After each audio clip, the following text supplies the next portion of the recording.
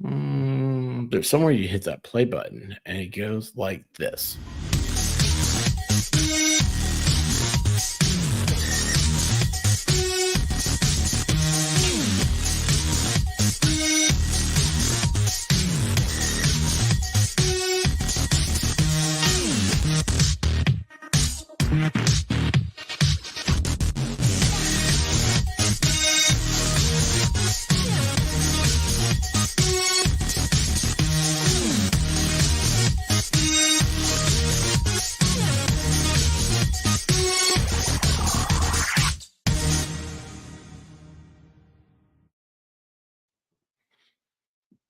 Is everything live? Oh, wow. This is awesome. It works. You know, I'm still surprised every time it does work. I'm new here still. It looks great. Well, thank you. This is, I'm surprised that it makes it through the song, which that song is messing me up because it's always been 1 minute. And I thought like that was too long. And now it's like 40 seconds. And it's like, I'm always 20 seconds off. Always 20 seconds off. So anyway, how is everybody doing today?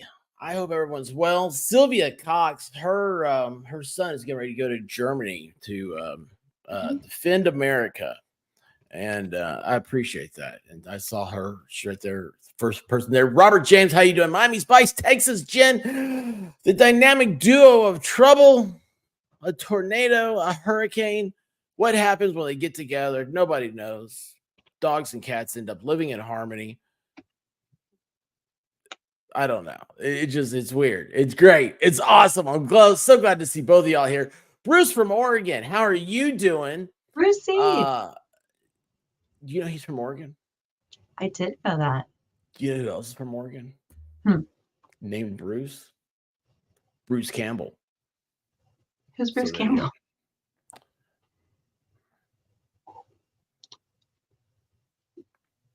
Oh, hi, everybody.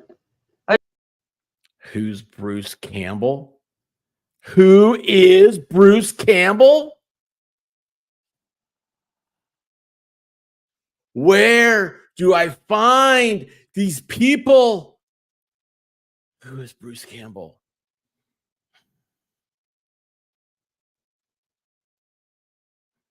Well, I had a meme, but it's gone now. I think I deleted it. I had a meme, but I deleted it. Sorry. It made my joke unfunny. Unfunnier. He's the guy, like, where's my thing? It goes, good, bad. I'm the guy with the gun. I did take that off because I ran out of space. I Googled him. I know who he is. I just don't know names. But hold on. I kept this. You like Huey Lewis on the news? But took off good, bad. I'm the guy with the gun. I am no expert. I'll tell you that right now. It's all a big ploy.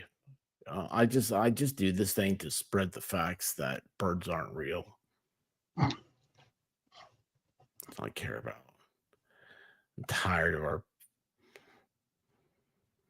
aquatic overlords. Tell me more. I hate those things. So anyway, David Del Prince, how are you doing? Ronald. I bet Bruce from Oregon never realized he was going to derail the stream that bad just by showing up. Oh, let's see. What's a lot of chatting there? I gotta get back here. Oh, Michelle Smuck.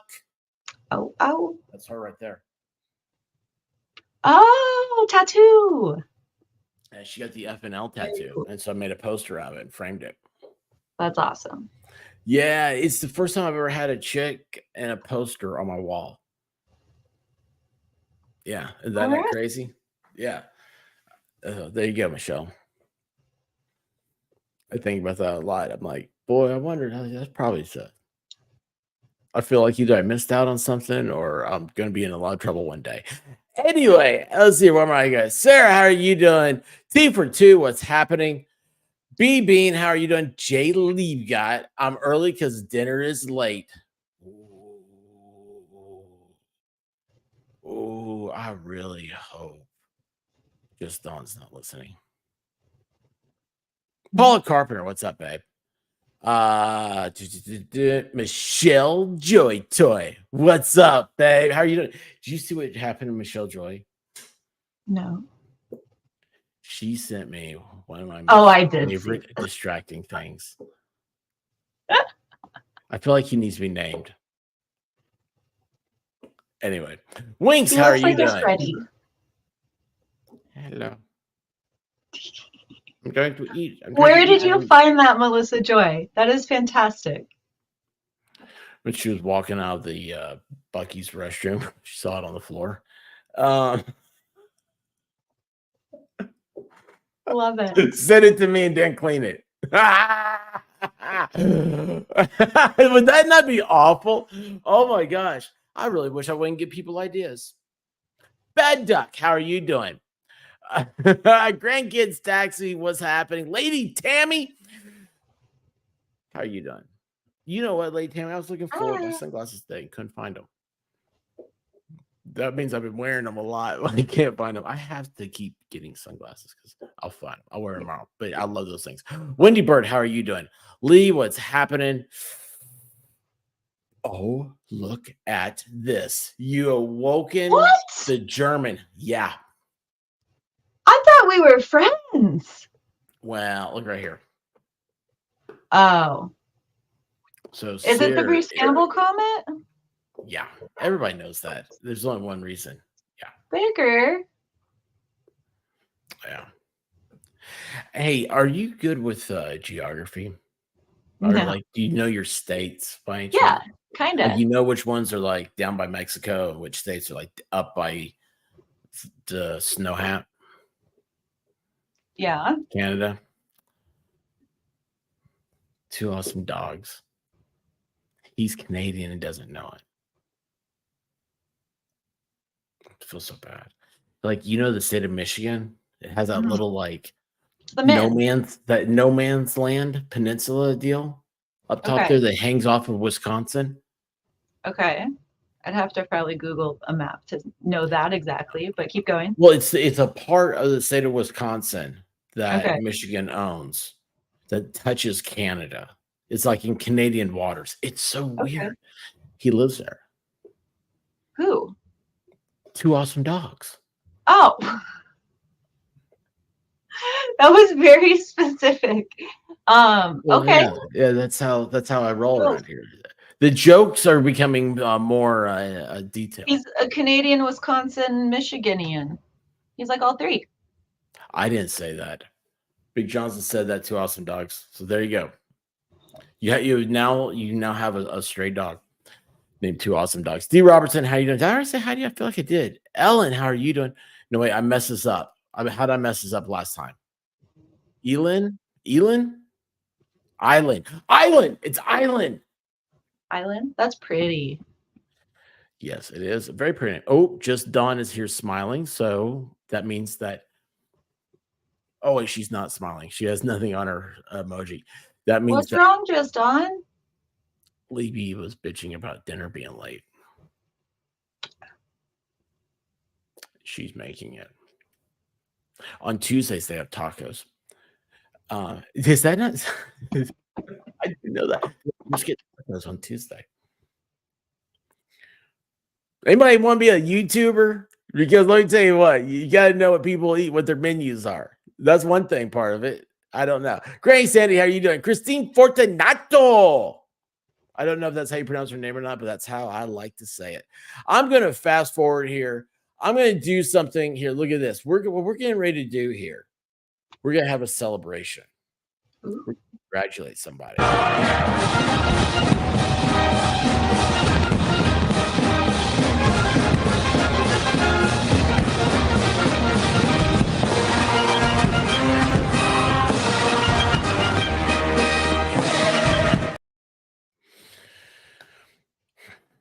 So, Big Johnson, how was Sunday?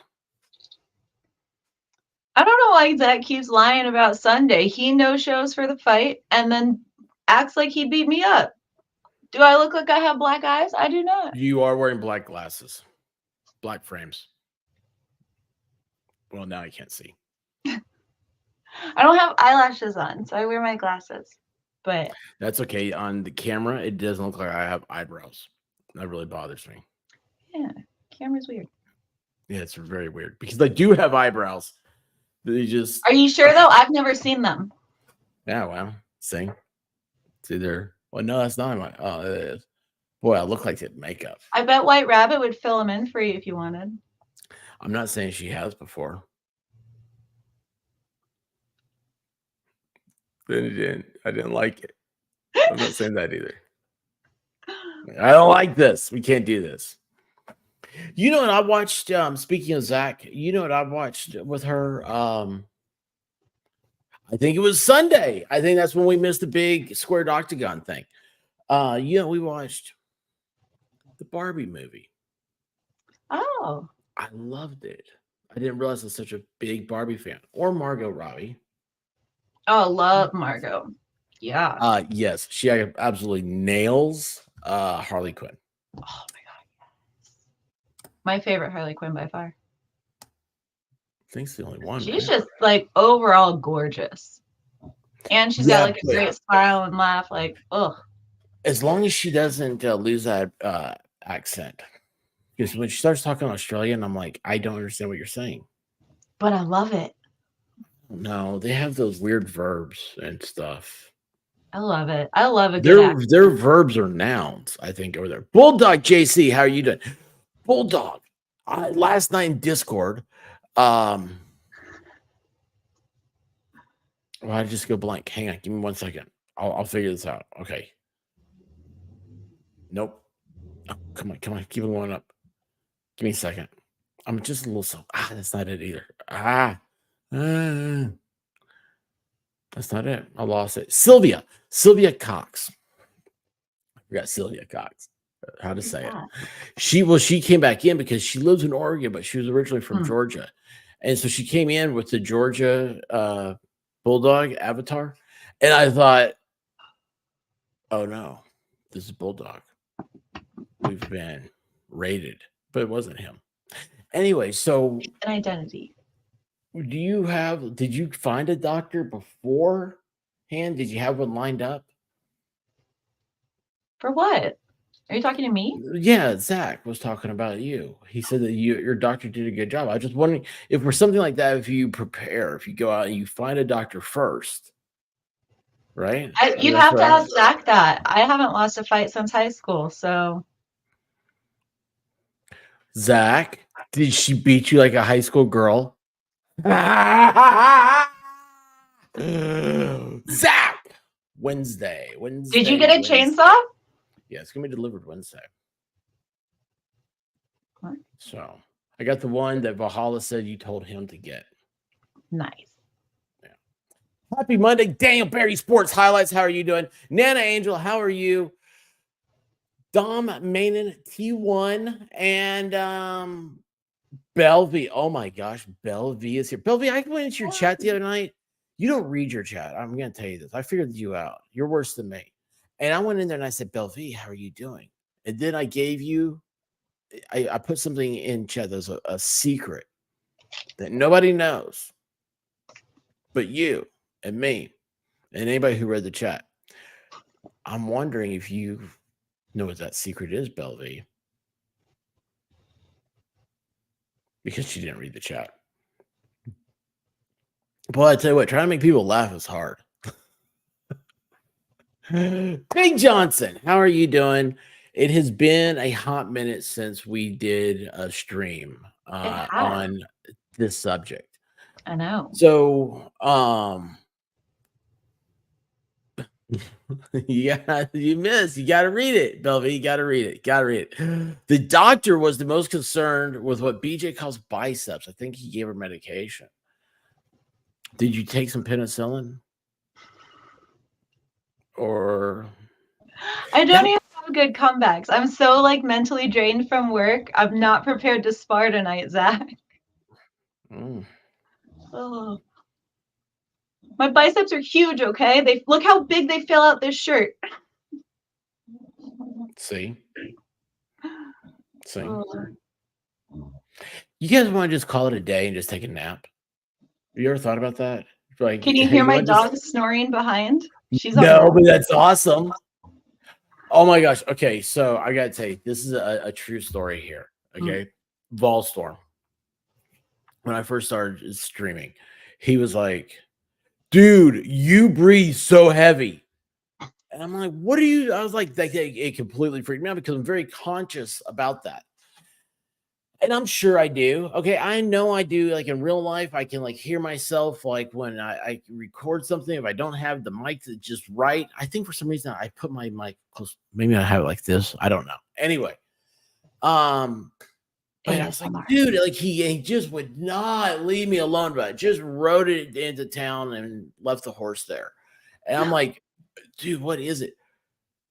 Then one day, I forget what happened. I don't know if I said, if I was like, brown dog, get out of here or something, or I forget what it was. And all of a sudden, he was like, dude, that's your dog I've been blaming you for. And I was like, oh, so well, thanks a lot, man, because you're making me think like I was ready to just quit. I was ready to quit. I was like, I don't know what to do. How do you go to the doctor and say, hey, listen, so I do, like, I started this thing called YouTube, you know, it's like, yeah, I've got like 15 subscribers.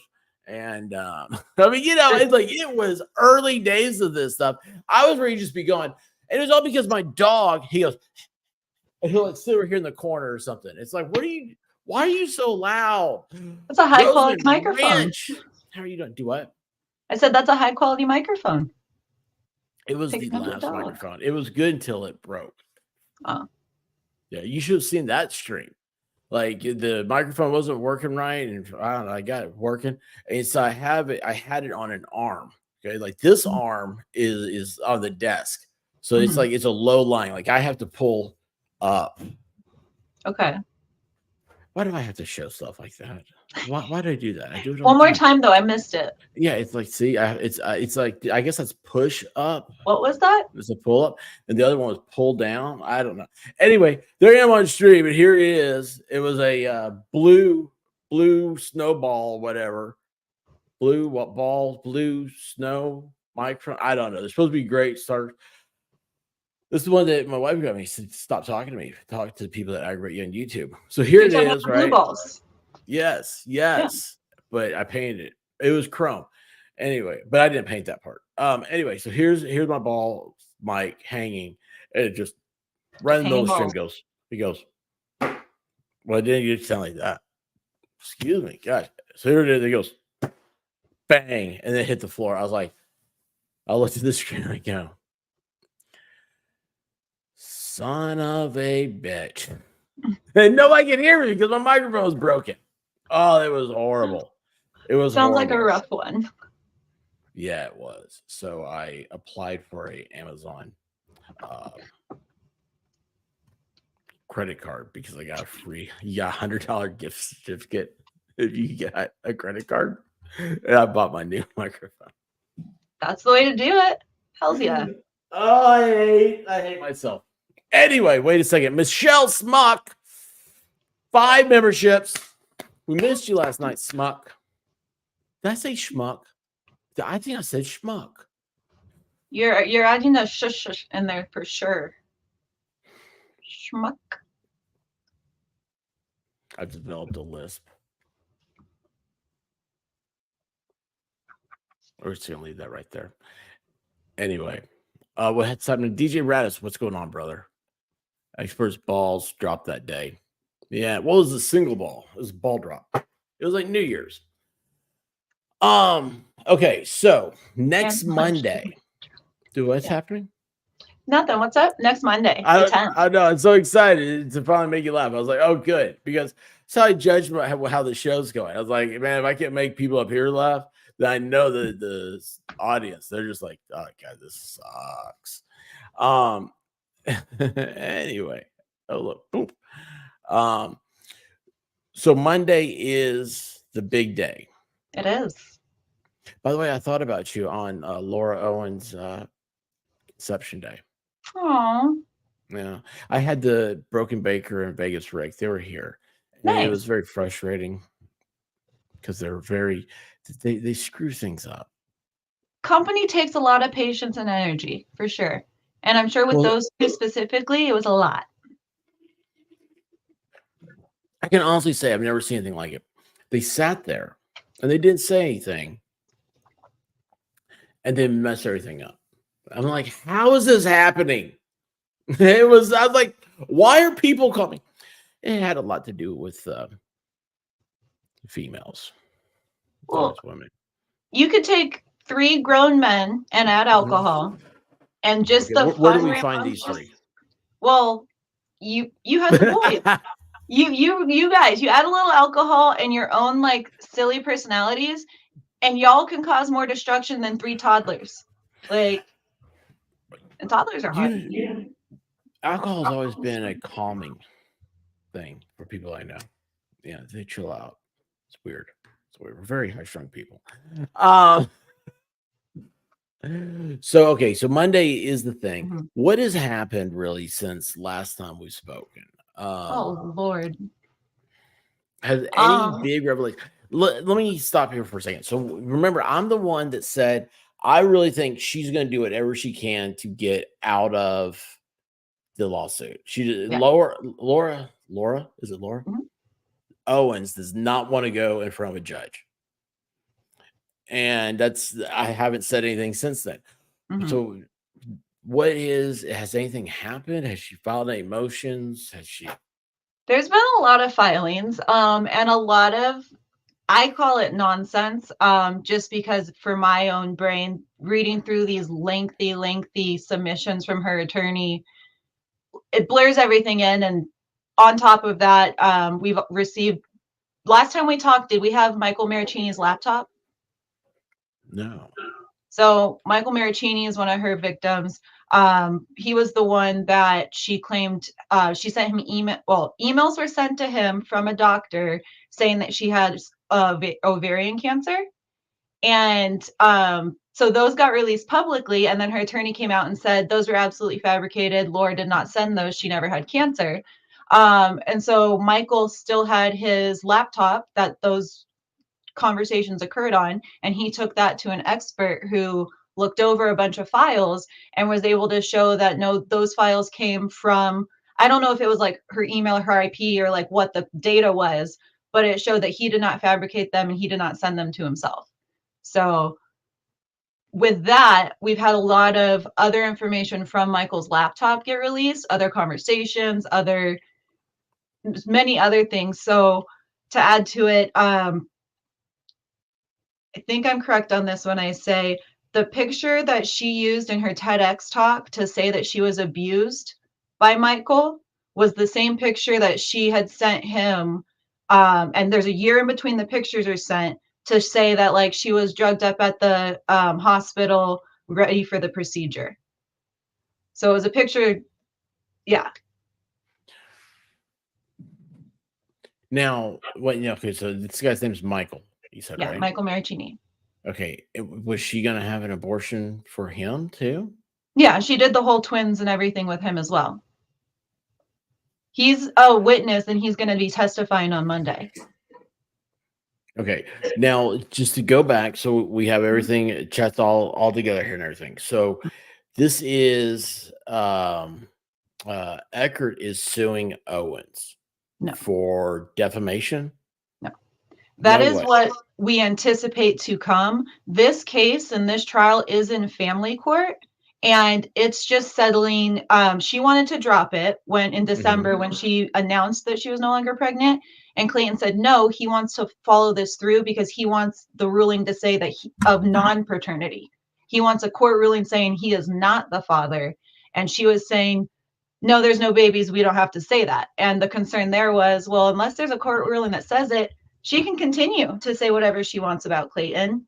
And there's no, ruling to back it up. So that's why Clayton has been continuing this family court trial. Okay. So when trial starts Monday, his attorney's going to go up there and do opening arguments. What do you think he's going to say? For her? For Clayton. For Clayton? Yeah. What is Clayton's attorney going to say in opening arguments? He's going, is it a jury trial or? No. It's 2 hours Oh, okay. So in front of the judge. I got you. Oh, 2 hours. Yeah, Oh, 45 okay, minutes for okay. It's either bench side. trial. Yeah, Mhm. okay. All right. So I assume they still have opening arguments. I mean, I don't know Basically. Arizona. I don't know anything. I haven't looked into the case. I don't know what's going on. But Mhm. if let's say if just regular trials, we're all used to that opening argument Mhm. because the opening and the closing are the two most important. That's where you have your persuasion, Yeah. right? Everything else is presenting the facts, but your persuasion arguments. What do you think he's going to say, Clayton's Hey, attorney? Volster. It's so hard to speculate on that. It is so hard because I've tried, and there's so many angles that he can go at for his strategy. If it were me, I would want to. I don't know court terms or procedure, but I would want to build the foundation of she's already lied in this case and in court, and her attorney calls it misspeaking, but no, she's misspoke on some significant things that make us question her credibility. She has been so her credibility is faulty in this case alone, but then to add on that this is not the first time that this wild story that is going on with Clayton, it's not unique in the fact of there's Mike, there's Greg, and there's others. So I would stack that on there of like, and this is why we think all of this was false.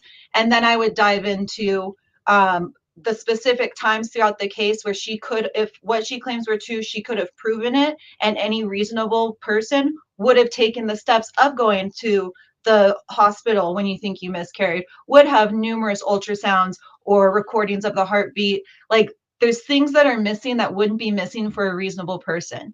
And that's how I would go across it. But I don't know what has to get addressed based on the filings that there have been, or if Gringus goes first, then does he get to lead the direction of the conversation? I don't know. No, if Clayton's filing, he goes first. Well, he's the respondent. Yeah. Oh, he is. So, well, Yeah. then that would be. Oh, okay. Well, then that should be Laura's attorney. Then, and hang on real quick. T for two has gifted two. T for two has gifted two. See, he got stuck there. Well, boy, these squirrels need to be fed. I had a really good peanut butter milkshake today. So the squirrels are a little nutty. All right. Anyway, a little peanutty. It's gifted 5 memberships. Thank you so much. And Belle V is gifted 10 memberships. Belle V, I don't remember what I said, but you need to hang out more. We need to hang out. I miss you. I do. Belle V is really cool. She's a creator, and she comes flying in and flying out. Oh, she's awesome. I'm sorry, I didn't mean to slap you there. Yeah, matter of fact, if someone put yes, is this gonna be streamed somewhere? Is the case live? No. So family court typically isn't streamed live. I know that people with more pull than myself have contacted the court and have requested to be able to stream or get reporting credentials. I'm not exactly positive on what the responses they received, but I do know that we are anticipating after it's done, we've already requested to get a copy of that recording. Yeah. But depending on whatever, I don't know if they're going to take the time to redact different things, or if because I've been able to request certain things and they just mail me a disc and everything's there. But with this one being family court, and with the request and approval for the confidentiality and the medical document stuff, I don't know how long it'll take to get that recording. Yeah. Now, everyone, Big Johnson messaged me and asked me about how to go about getting credentials. If I could send her something, be credentials. I apologize, I didn't get back to you on that. No. Hey, go figure. Me not responding to a message. Little busy, a little distracted. Yeah, a little bit. A little bit. But so I have no idea how that would work. See, everything I know is Tennessee. Yeah. And it's like you even ask, are you LLC or something like that shows some sort of document. I'm like, No, I'm a sole proprietor, you know. The only thing I have is which is, you know, it's so funny. Nobody wants to take anybody's word for what they say now.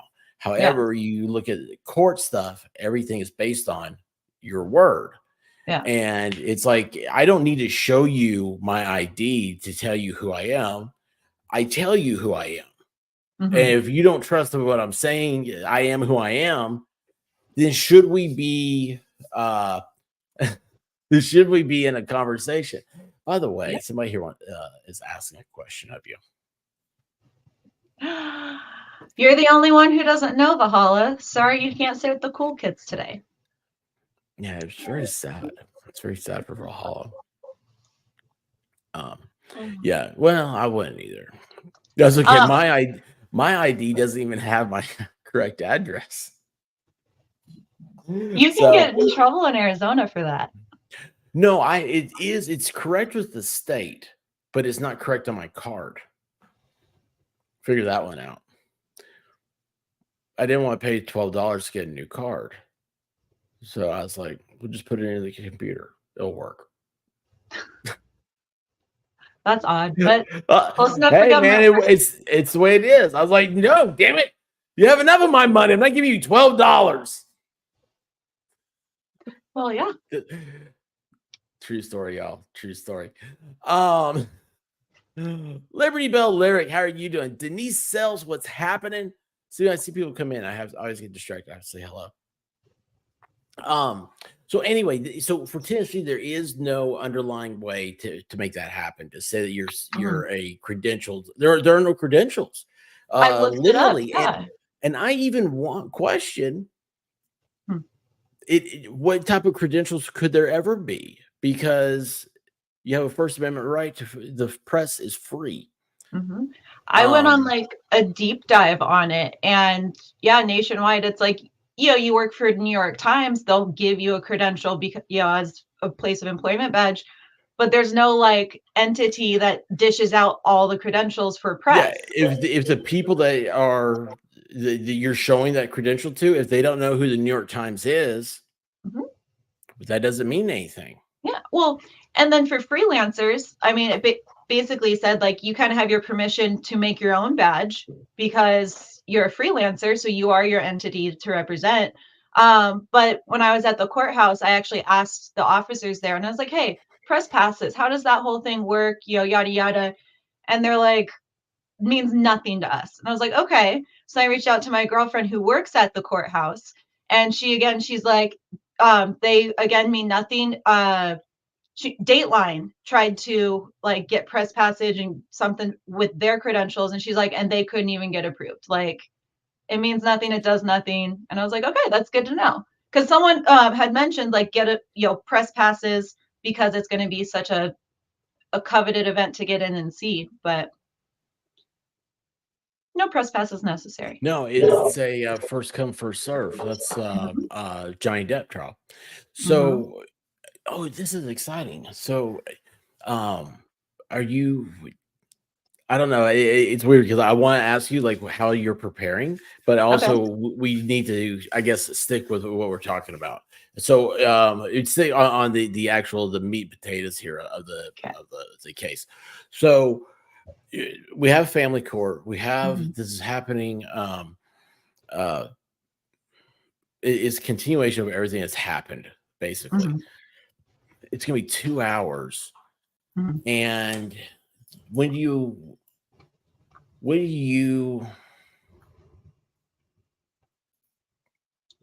I don't know, just how do you feel? Let me ask you that, because when you start to say something before, you're like, I don't know the legal terms, I don't know the lawyer things stuff. I will immediately want to say that's exactly why I want you to do this, because you're not supposed to. That a jury is just that reasonably prudent person.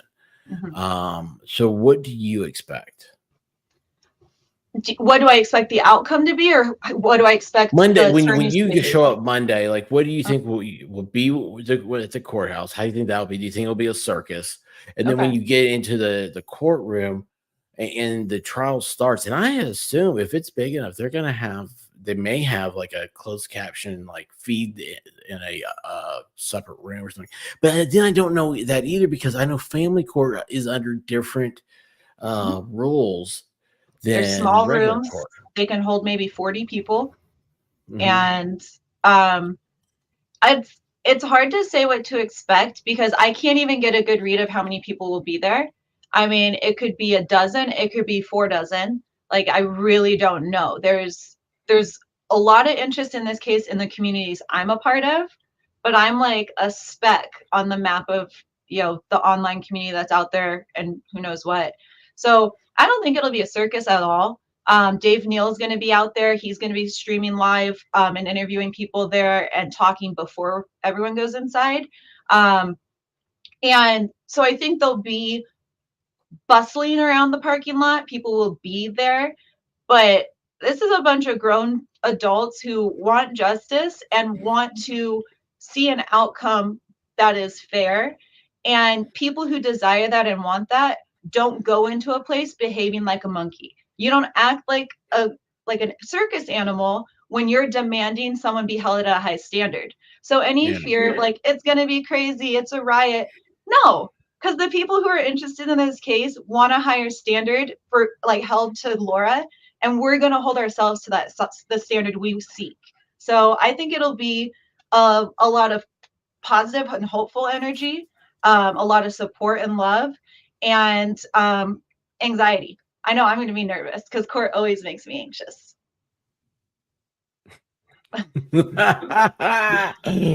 Okay, so for people that don't know, so like you are not a Bachelor fan.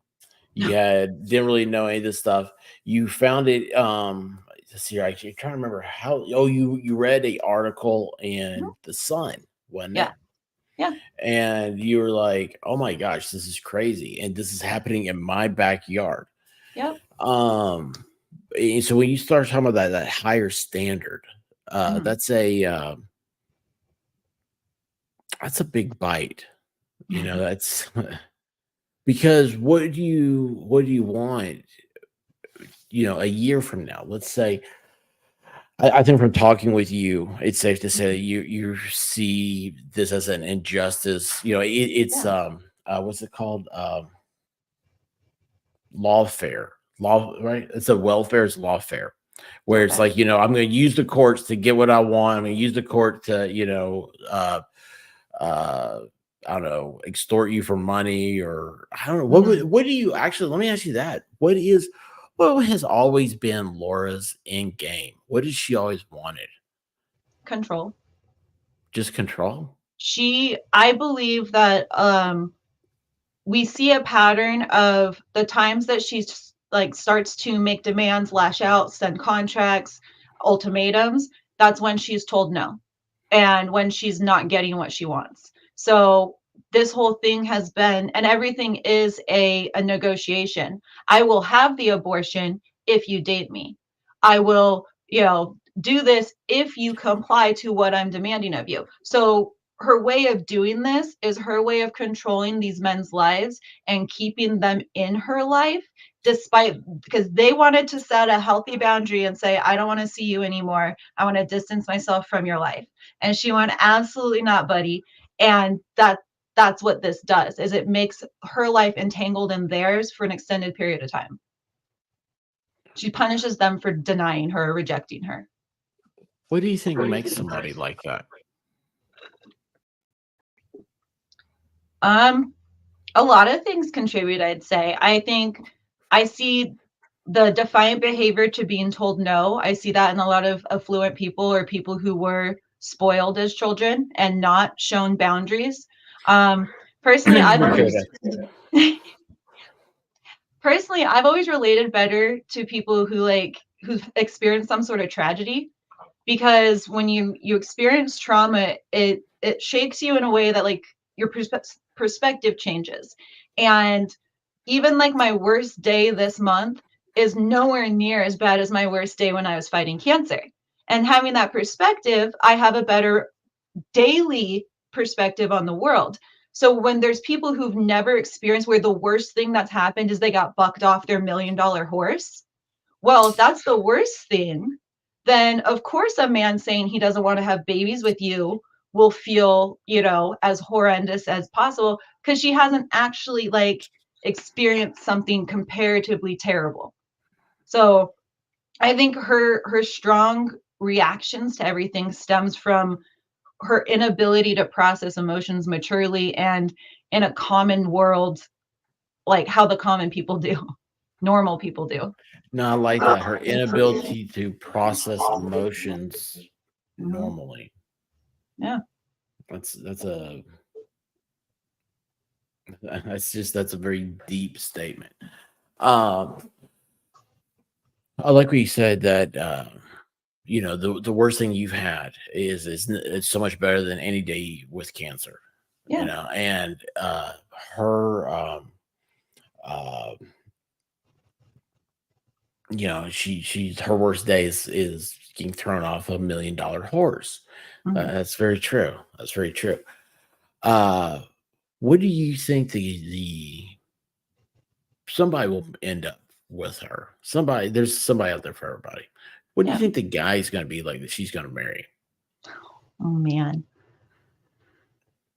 I feel like when you come across a person who doesn't conform to normal society rules on interpersonal relationships, they either end up with someone who's beaten down and broken and doesn't know any better than to be treated so poorly, or they end up with someone as nasty, cruel, and malicious as themselves, and they feed off each other. But any, normal, typical person, when they encounter someone as litigious and just fucking monstrous as she has been, good people don't stick around that. That's why these men keep trying to run. And she has to paint them as the monster to justify, like, I don't know what she's trying to justify actually, but See how the chat gets me? When you said that someone had Debbie has broken down as they somebody she would end up the first person you said would be someone that's very broken down. Yeah. So do you know how to about the areas that she would be hanging out in? Because I was thinking next time Broken Baker comes over, let's go. he could go in and he'd be thinking, hey, I could fix her. And basically all he needs is a green card. I mean, he doesn't mind if she gets pregnant. She wants a whatever she husband. wants. See where I'm going with this? And he's tall. See? Yes. I mean, Yes. And he can always pretend he doesn't know what she's talking about by just start going like herper derper derger parker. he needs to That's download actually Hinge or I just doxed Elite. the Broken Baker. That's actually how you say his name. Herker Oh, it's- derker burker derber. Yeah. Birdie birdie one more time. What was that? It's herker derker burker derk. Swedish, whatever. I love it. I don't know. I don't know how they even Musical. came up. When you think that they came up with their very own alphabet, that gives hope for every third world country. So I'm asking you these questions, right? And it's like, wait a second, none of this has anything to do with the case. What are you doing here, silly? It does though, because It it's an does. interesting perspective no one's asked about. Well, people don't realize that at the end of the day, it is that juror. It is that, it's the okay. So we're going to be in a bench trial. We're going to have just the judge is going to make the decision. The judge is going to look at the law, and the judge is going to be they do the law perfectly. They're judges. They really are amazing. You start talking to judges. They think on a level unlike anybody, normal people. Yeah. But so they're going to apply the law, but there's not much there to really be a stickler about either, because it isn't a trial court. Like the judge, like they know they're not going to sit there and say, oh yeah, that was procedurally wrong, so I'm striking that from the record. And, I'm not going to apply that stuff. Like they just, I don't know. They're able to take in all aspects and process it applicably, and that's what judges like to think of themselves. Do they all do it? No, but there's still some men, but they have they have a different standard. They have a different perspective.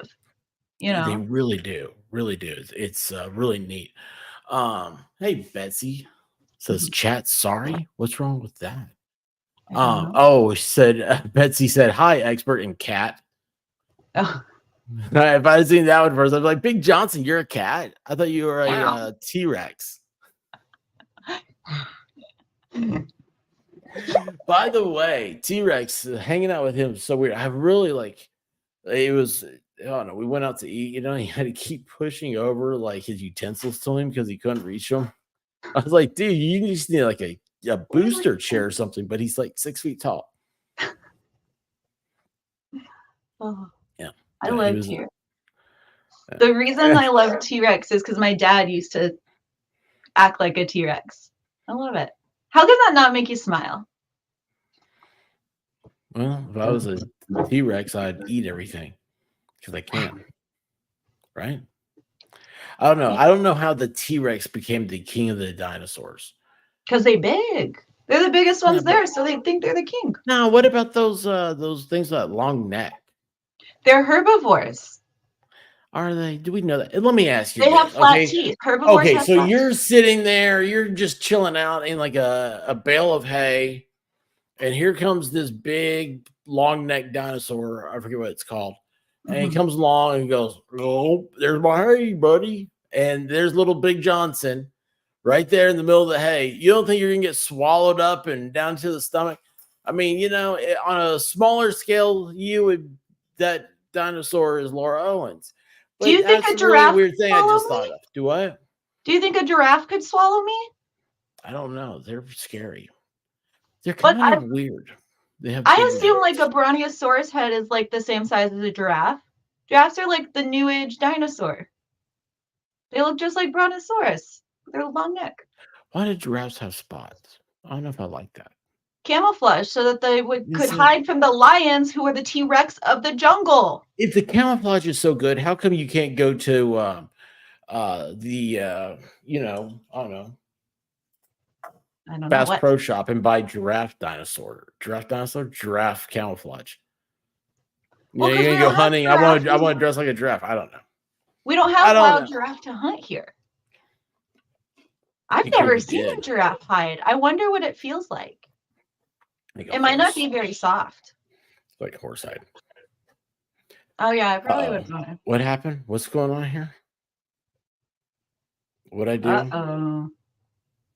Is Zach picking fights in the chat again? No, it's just people that know me. I used to eat paint chips. I mean, they're tasty. That'll get you. Yeah. I'm always falling for something tasty. So, okay. So, what you said that there have been a bunch of filings. So, the computer part, that's entirely new. What else has been there? What is, as Megan Fox would say, it's douche canoe. Is that what she calls him? Yeah. The lawyer. What has he done? What's his latest antics? I mean, today he released his pretrial statement. Where's that? You want me to send it to you? Oh, please. Yeah. He has a pre-trial statement. So Mhm. maybe they don't have opening statements in court, and he's trying to do this to monkey around with them. I lost my pixie sticks. Oh, there they are. Oh, wait a second. You know what I've got peeps I haven't eaten. More peeps? How have they not gotten stale yet? Because my wife took my pixie sticks away. She thought. She has no idea how many I have. Okay. I don't have access to this link. Okay, hold on. Sorry, everything's on lockdown and I was not prepared. Let's see, cancel that. Oh, look at Zach. Mm.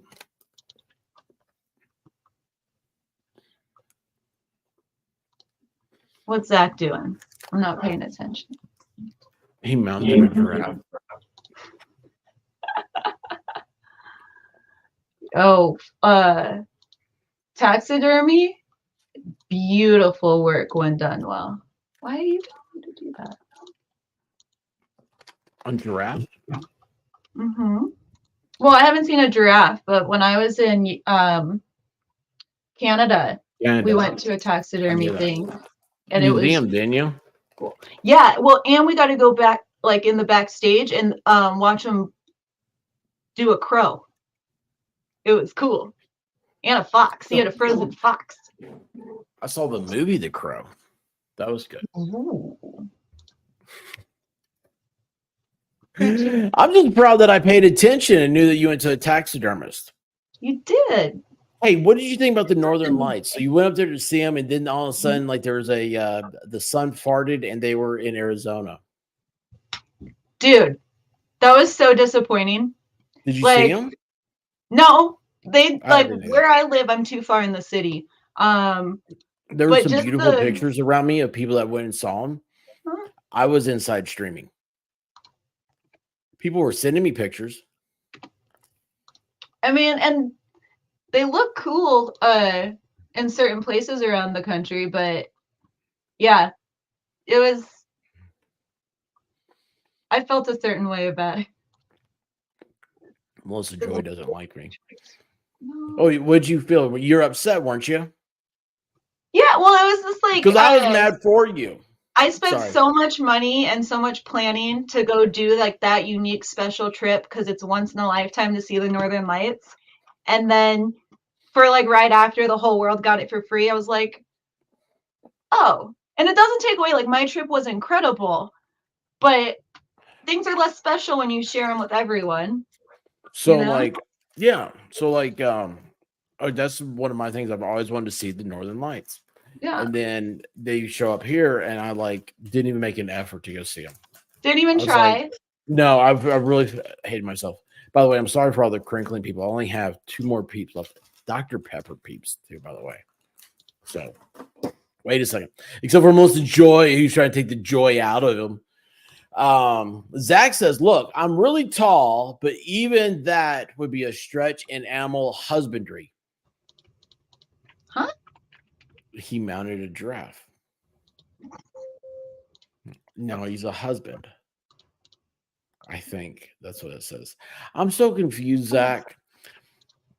By the way, Zach, you'd be happy to know that I got in a fight with the lady at Lowe's today. I don't know why you'd be happy to know that, but it was talking about chainsaws. Wait, Sorry. why did you get in a fight with the lady at Lowe's?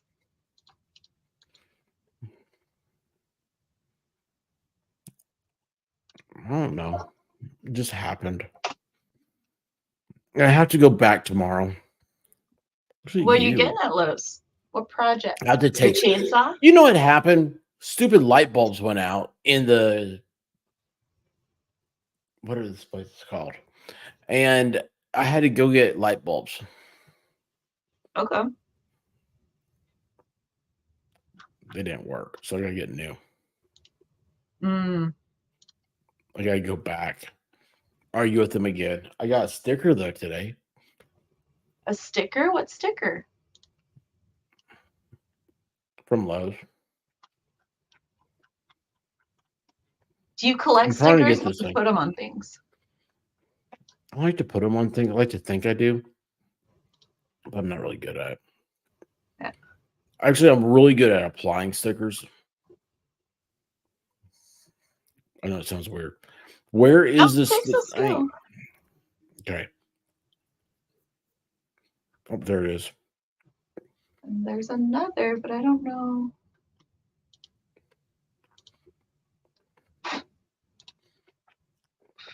Print a PDF. Yeah. All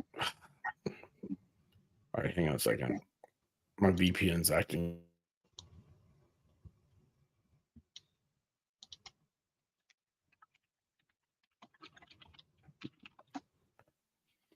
So I don't even know. It's so weird because, like, pursuant to Arizona Rule 76, I'm like, who the hell's ever heard of Arizona Rule 76? Yeah. Well, I don't live in Arizona, so I mean, Well, he brings up like sanctions in Rule 26 again, even though like one of the things Judge Mata ruled on and released was she's like, there was a clerical error. This was ruled on months ago, but it's just now being stated. Like we accept the Woodnick's withdrawal for sanctions 20 under Rule 26. Like the point is moot.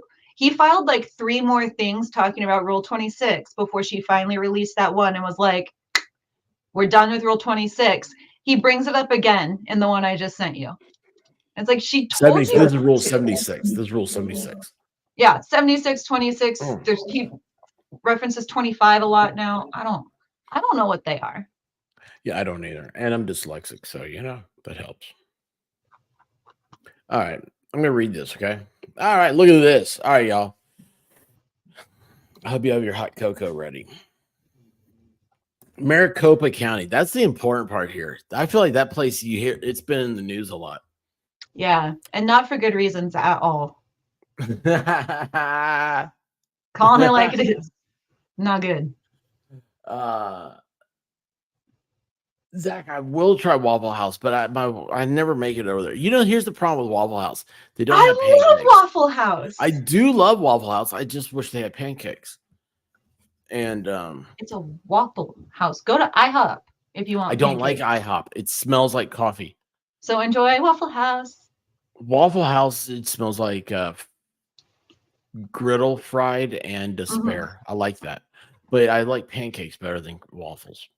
My best friend and I go to Waffle House like regularly. Like that'll be like our brunch date because we love it. And the next time I go to Waffle House, I'll take video and pictures and send it to you. Send it to me. Well, this last time we were there, we were talking about it, and I did not realize that Waffle House isn't like on every corner like a Starbucks, because I've always seen them around, and like it doesn't even go into half the United States. No, well, it's a southern thing. They're based out of Atlanta. I now know. I didn't know then. I thought they were everywhere. I'm so disappointed. When you get your waffle from Waffle House, how do you get it? Oh, I don't get waffles at Waffle House. Well, you go to IHOP to get waffles? No, I get the hash, either the bowl or this sandwich, depending on how I'm feeling. But like the hash bowl with the steak smothered and covered. It's really good. I've never had that with steak. So next time you go to get a waffle at Waffle House, you know what you do? What? You ask them, you say, do you have whipped cream? And they're like, yeah, we have whipped cream for our pie. You say, did you put some whipped cream on that? And they'll be like, oh. This is my experience with it. And then it was like, do you have any chocolate chips by any chance?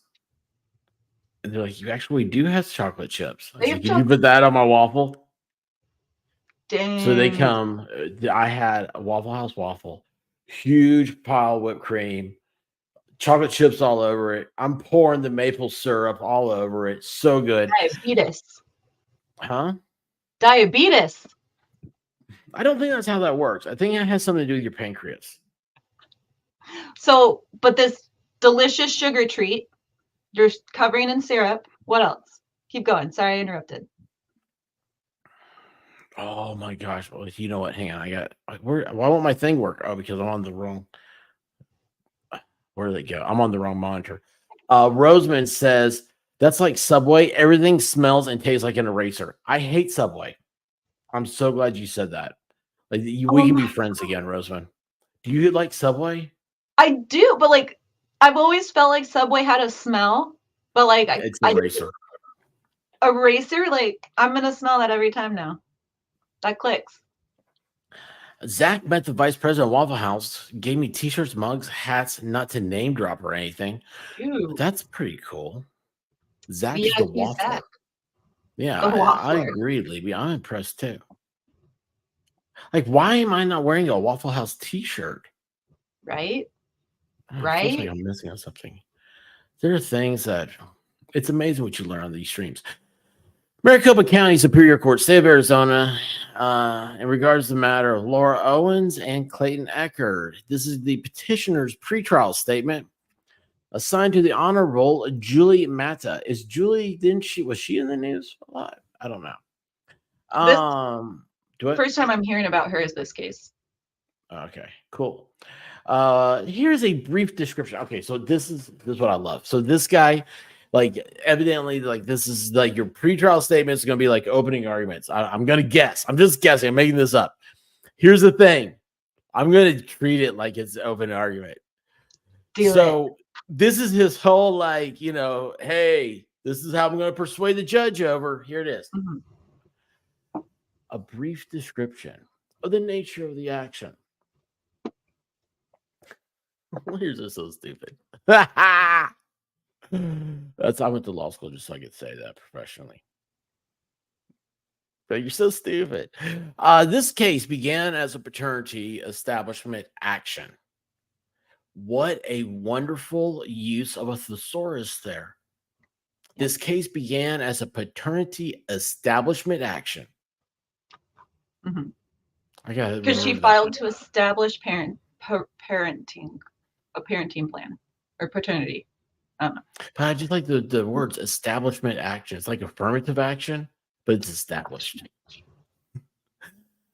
Laura claimed she had sexual intercourse with respondent Clayton Echard. Here on out, Clayton or respondent.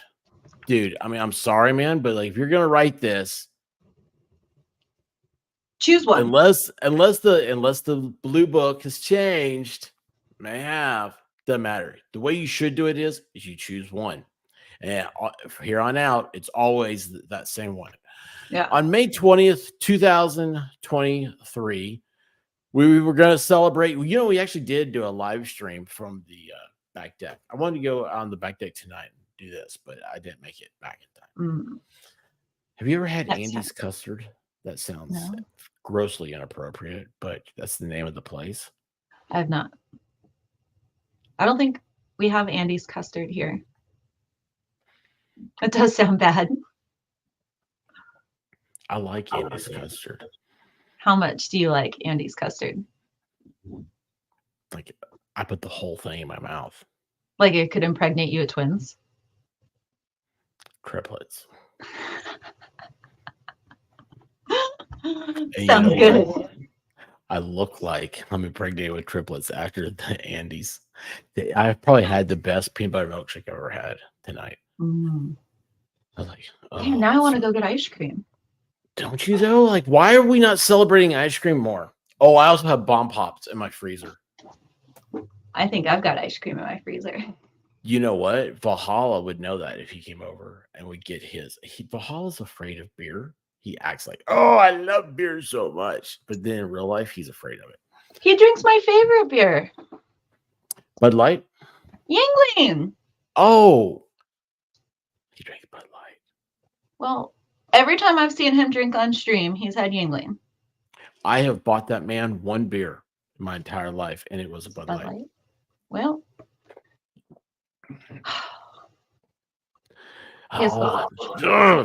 Zach in his thesaurus. Not to be ultra crepidarian, but can you stay on subject? No. Hey, let me tell you. You know what a subject is, Zach? Let me tell you what. Do you know what keeps me? It's the squirrel.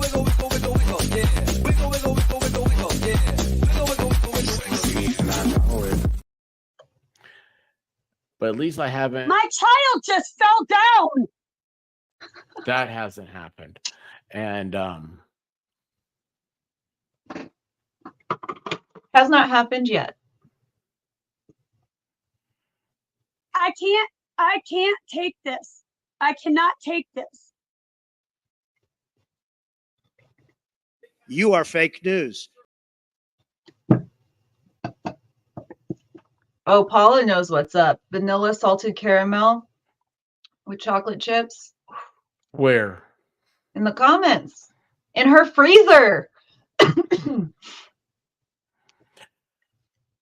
Buc-ee's has a salted caramel ice cream with sugar cookies sandwich.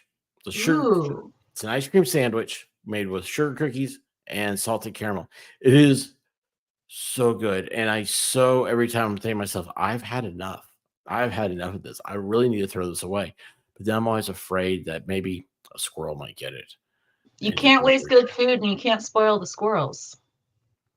Yeah, you can spoil squirrels. I like spoiling squirrels. Anyway, let's see here. She had sexual intercourse prior. Oh, I wonder how you define sexual intercourse. Prior to filing this action, Laura claims she tested positive for pregnancy on 5 separate occasions: May 31st, June 1st, June 19th, and July 25th. Oh, wait, no, July 25th. 1, 2, 3, 4, and August 1.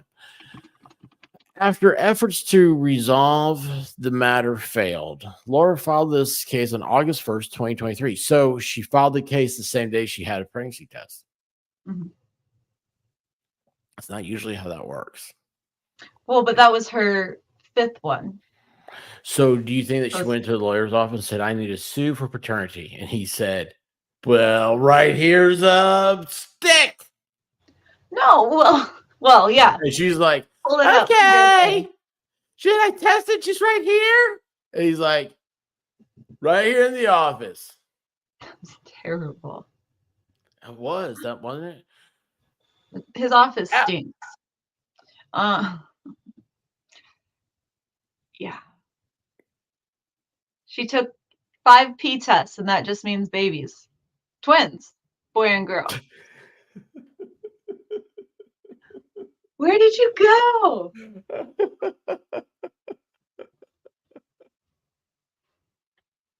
I broke him, or someone in chat did.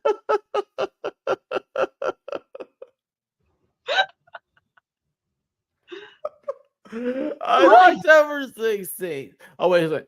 After efforts to resolve the matter failed, at this time Laura was not represented by counsel, and neither was Clayton. So she filed the case by herself Mhm. and failed her pregnancy test too at the same time. On October 16th, Laura had a lab blood test which showed an HCG level of 102. Although this test confirmed she was still pregnant, the HCG level on October 16, 2023. By the way, wouldn't that be hearsay to say that? They confirmed? I mean, can you do that? Is that a confirmation of pregnancy? A 102? I've never even heard of HCG before, so I don't know what it is. I don't know what's going on. I don't want to dive into how pregnancy works because it kind of scares me. So, although this test confirmed she was still pregnant, the HCG level on October 16th was by far lower than would have been expected for a viable pregnancy. Okay, so then it's a moot point then. Why is she suing? This indicated Laura was still pregnant on that date, but the pregnancy was virtually certain to end without a healthy children being born. Unsure of how to proceed, 2 days later, on October 18th, Laura filed a form requesting mediation, a request Clayton did not oppose or even respond to. Laura will explain the intent of that filing was to give. Okay, so this is saying that she is going to explain her intent of that filing to give the opportunity to inform Clayton that it appeared the pregnancy was non-viable and that Laura wanted to dismiss the petition once the pregnancy loss was confirmed. Despite no objection from Clayton, the court denied Laura's mediation request as premature a month later. In the interim, Laura was seen by an OBGYN called Mom Doc. Is that a real thing? It's like an online, like it's telehealth. Called Mom I'm Doc? pretty sure. Mom Doc. Momdoc.com? And maybe it is one. I don't know. It might be an actual brick and mortar place. I feel like all of the test results, or like the doctor she had given, all of her interactions with them were online. She still hasn't given us an ultrasound or like a confirmed doctor appointment. So I don't know what Mom Doc is. Hi. What's up, Heidi? Oh, it is. It's a real thing online. It is. It says Winks here. Okay. Okay. Oh, hey, by the way, how do you say this screen name? Chat shit? 13? Yeah, I just call it Cat. I just call him Cat 13. Because I saw, I was like, Catch yeah, I was like, it. Oh, it could be catch it. I don't know. I saw it. I was like, somebody's trying to get me to say words I shouldn't say on the tubes. So you have me do it instead? Well, I've asked everybody. How do you say it? I just want to make sure I'm right or wrong. Let's see here. In the interim, Laura's seen by mom doc. It was confirmed that she's no longer pregnant after learning, because this is May, June, July, August, September, October, November. 6 months. Holy cow. Laura filed no further pleadings in this matter and took no action to keep the case active because she is not an attorney and was not represented by counsel. Laura was not familiar with the process for seeking voluntary dismissal. Yet She this is like her assumed it. 5th court case and 5th time in multi-year like litigation, but she doesn't know how the court works. Well, Okay. that's not an excuse either. No. You have to abide by it. She assumed that if no further actions were taken, the case would simply be dismissed for inactivity, as confirmed by the administrative dismissal notice dated 12/4/23. Yeah, that's like if you get a speeding ticket, go to court. Okay, don't think, oh, I'm just not going to go to court. See what happens. Clayton's counsel first appeared in the case on December 12, 2023. Immediately began filing various motions and pleadings without making any effort to meet and confer with Laura as required by Rule 9C. I bet you that rule does not apply here because she's already filed a case and is, she missed the court date, right? Well, what is Rule 9C? I don't know. Let's find it.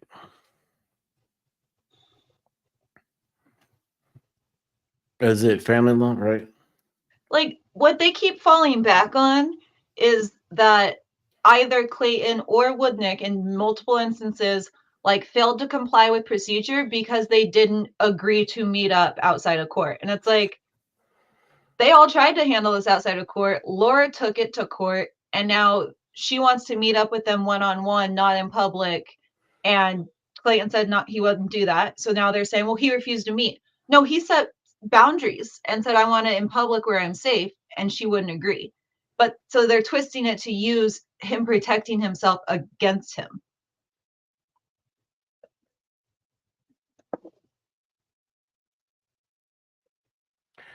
Wait a second. What's going on here? Rule. Let's see here. Sorry. So how does that work?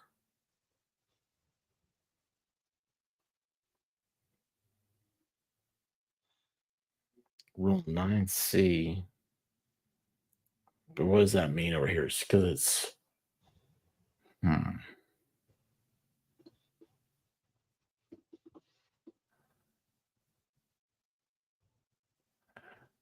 Sorry, I'm sorry for thinking. Take your time. No, this is really weird. Let's see here. Scheduling conference.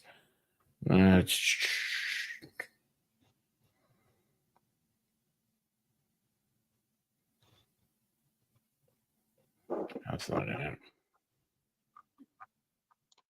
It's going to be trials.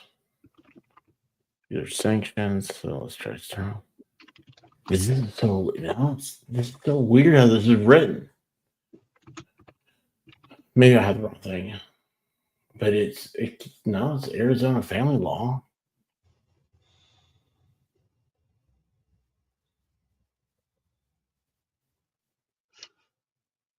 Paula. His feelings easily get hurt. That's why Genghis makes such ridiculous tweets or X posts, because his fragile ego gets inflamed and he just pops off. I really thought you were talking about me there for a second. No, never. I say that behind your back. No, I'm just kidding. Yeah, that's awesome. All right, rule 8. All right, let's see here. Rule 9.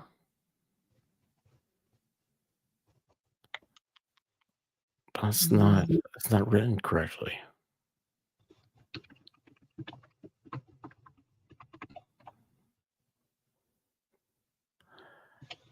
How did he write that? So that's an error, it looks like. So see here where it shows this? Mm-hmm. Rule 9C. Mm-hmm.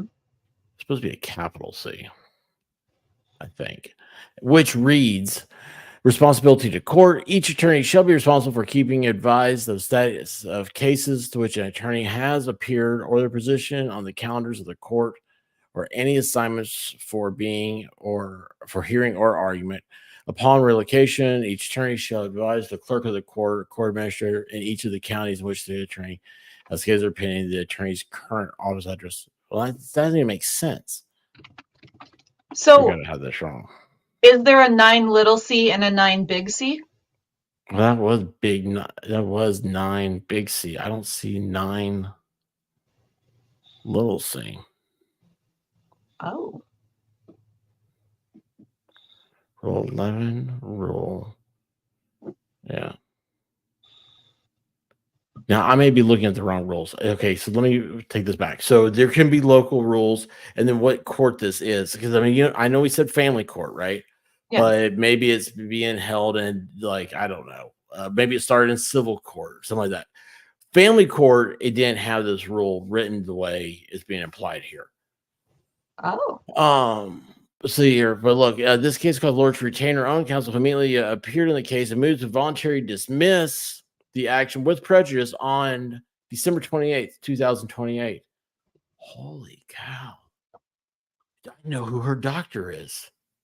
It's Doc Brown. Dr. Brown? Yeah, flux capacitor, time machine, 2028, and then the future. It's not 2028 yet, is it? Oh, shoot. There's another typo. Yeah. Oh, wait a second. Is it a typo? I mean, honestly, I would tear it apart. I'd be like, I don't know what happened in 2028. This is not a real date. Yeah, I'm pretty sure. I'm gonna pull up you can't Hay Bale's infer. Catholic timeline. I'm looking at a keyboard right now. The numbers that are around 8 that you would hit would be 7 or 9. I mean, it's not like I don't know. It's weird. There's no reason why it should be 2028. That is a really bad error, and I would totally call on it. Because Laura, and you know what? It may be completely trivial and everything else, but I just like messing with people. It's supposed to be 23. Yeah, it's supposed to be December 28th, 23. Well, you're assuming, yeah, but I mean, he said the 28th, which is impossible. And I'm just saying, like, that's me. I was that guy. That'd be sitting there going, well, then why'd you say 2028? Why didn't you say what you meant? I mean, is the rest of the stuff just made up too? I really am. I didn't go into praxis. Still. Because Laura's no longer pregnant. Where did I just go? She asserted her petition was moot. That's what I said earlier. That's should be right. This remains Laura's position today. Aside from the moot establishment petition, Clayton represents at least 2 or 3 arguably live issues for resolution. First, Clayton presents. First, Clayton claims he is entitled to a judgment of non-paternity, which Laura interprets to mean a judgment affirmatively finding Clayton was not the biological father of any children Laura may have miscarried. That's interesting to say that, isn't it? Mm-hmm. She may have miscarried. They're very sneaky with their language. As opposed to a judgment declaring the establishment petition moot and or the circumstances render any paternity issues inconclusive and thus impossible to determine. So what he's trying to do right here is he's trying to force the hand of the court into saying, oh, this is what he wants. But you don't know what he wants. This has not been, this is not Clayton's words. This is her words. Mm-hmm. Nothing in Title 25, Chapter 6 permits the relief. Let's see what that shows. Title 25, Chapter 6.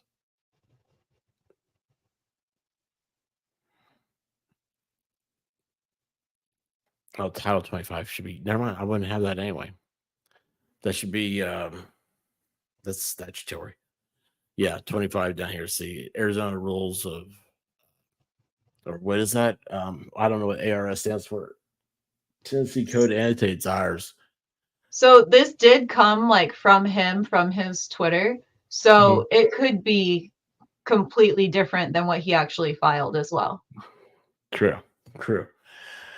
Nothing in Title 25 permits the relief Clayton seeks. Rather than an establishment petition is filed, the court may either find paternity is established, usually by applying one or more of the presumptions set forth in the ARS, or that the court may find paternity is not established, either because there is no evidence to support any presumption under statute 25-814A, or because the presumption was rebutted and by clear and convincing evidence. Again, because Laura is no longer pregnant, her position is that establishment petition is moot, and there is no paternity establishment determination for this court to make. How do you feel about that? I completely disagree. So it's like Laura went to the teacher and tattled and said there's an issue, get Clayton in trouble. And Clayton went, no, she's the one who actually, stole the toys. And the toys were found by another student because Laura hid them behind the fucking beanbag chair. And so she's going, well, no, it's not an issue anymore. No one needs to be punished for the toy being missing. And he's like, no, they saw you hide the toys behind the beanbag chair. You need to get in trouble if you wanted me in trouble. And she's like, that's how I feel. She's trying to get away if you with steal something and you get caught, you say, oh, here, I'm giving back what I stole. Sorry, whoopsies. That doesn't get you out of. I misplaced it. I didn't steal it. Yeah. So there's a very perverted joke in which she misplaced. Nevertheless, the party asking for judgment of non-paternity in an otherwise moot case, assuming the court does not merely dismiss the relief as legally unavailable, Laura's position is that Clayton bears the burden of proving by admissible evidence he is biologically excluded as the father of any children Laura was or may have been pregnant with. Clayton must prove that those were his kids, but Laura went out of her way to make sure he couldn't get any DNA to do so. But it's on him, and because he can't make things appear that never existed, well, clearly he's wrong and lying. That's the logic that her lawyer is trying to convince us of.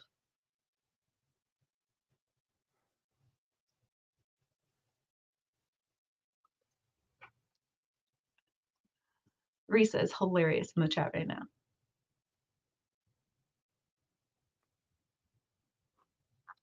Oh, that was awesome.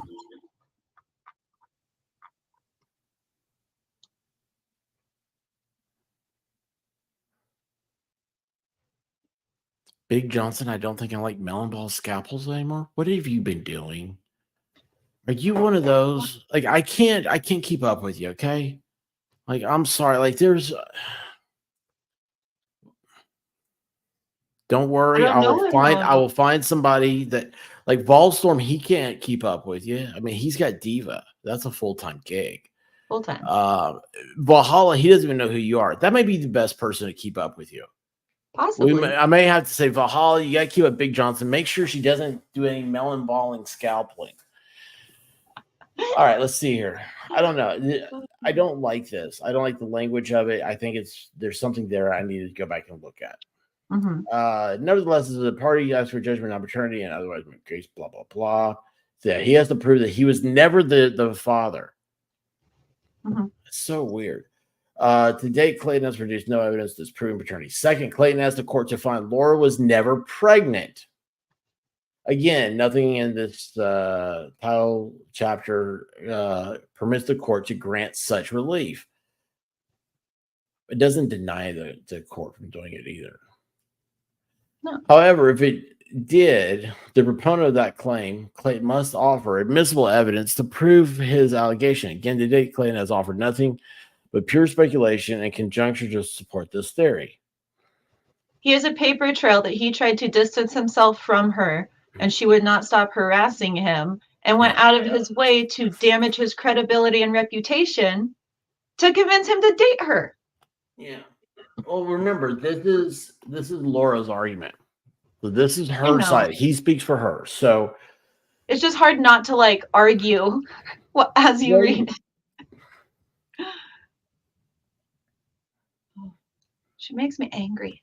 Okay, you said something very good there. I'm trying to think how to apply that.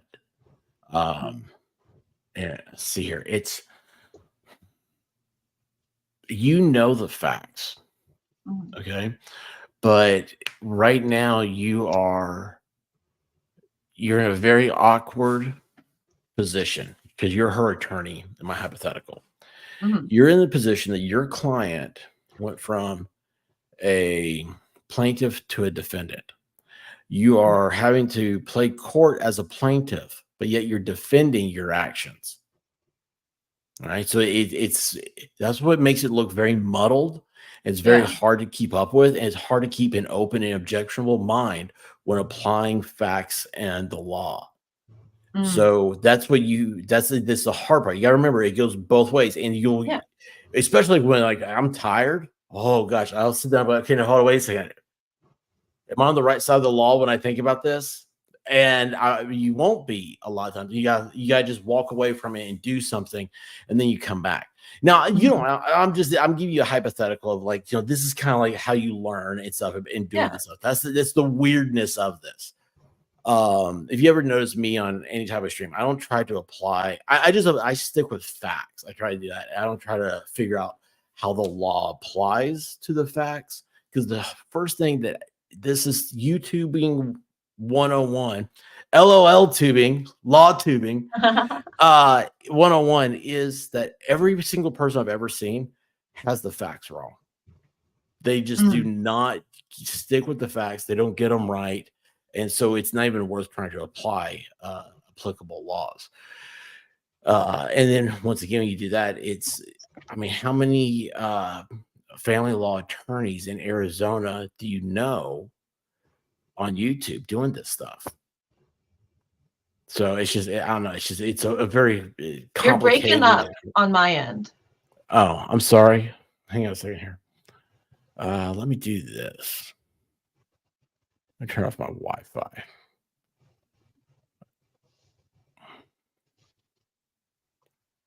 I should be on. Nothing should be messing me up now. All right. Laura contends that Clayton is actually seeking a tantamount to a civil defamation claim. Oh, funny that they would say that. Over which this court lacks subject matter jurisdiction. For that reason, Laura's position is the court cannot grant the subject to relief amount, this court cannot grant the specific relief as a matter of law, even if Clayton had compelling facts and evidence to support it, which he does not. I like this guy. That was a ballsy sentence. Third, in his amended response to Laura's petition filed on January 26th of this year, Clayton requests sanctions and fees, as explained in another briefing. Clayton cannot receive sanctions under Rule 26 because he has failed to follow the strict requirements of that rule, and there is no pending Rule 26 motion. Furthermore, Clayton cannot receive fees under ARSP, Arizona's statutes. What's the R? Anyway, because Laura has not... Do what? Arizona revised statutes. Is that what you guys call it? I should have asked that because you do live in Arizona. I know a little bit. I don't know a ton, but I know a little bit.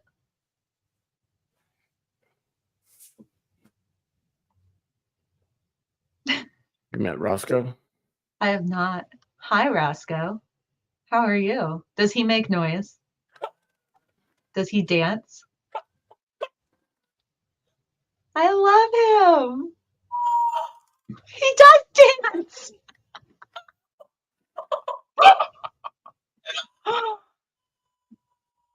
Oh, look at his big stupid eyes. Oh my gosh. Isn't that Rafiki or whatever? It's Roscoe. I don't know who that is. The Moana dumb I don't know. chicken? I don't watch things like that. All I know is I was in Target. I said, "There's Roscoe." And Roscoe He's coming home. I like it. Yes. And the Broken Baker loves Roscoe too. because it's all about the chickens and Dollywooding and things you can't say. Melissa Joy, expert, do you need a text to read program? It might help. See, I can be helpful. Melissa Joy is being mean to me. What did she say? I'll just play on my stress ball.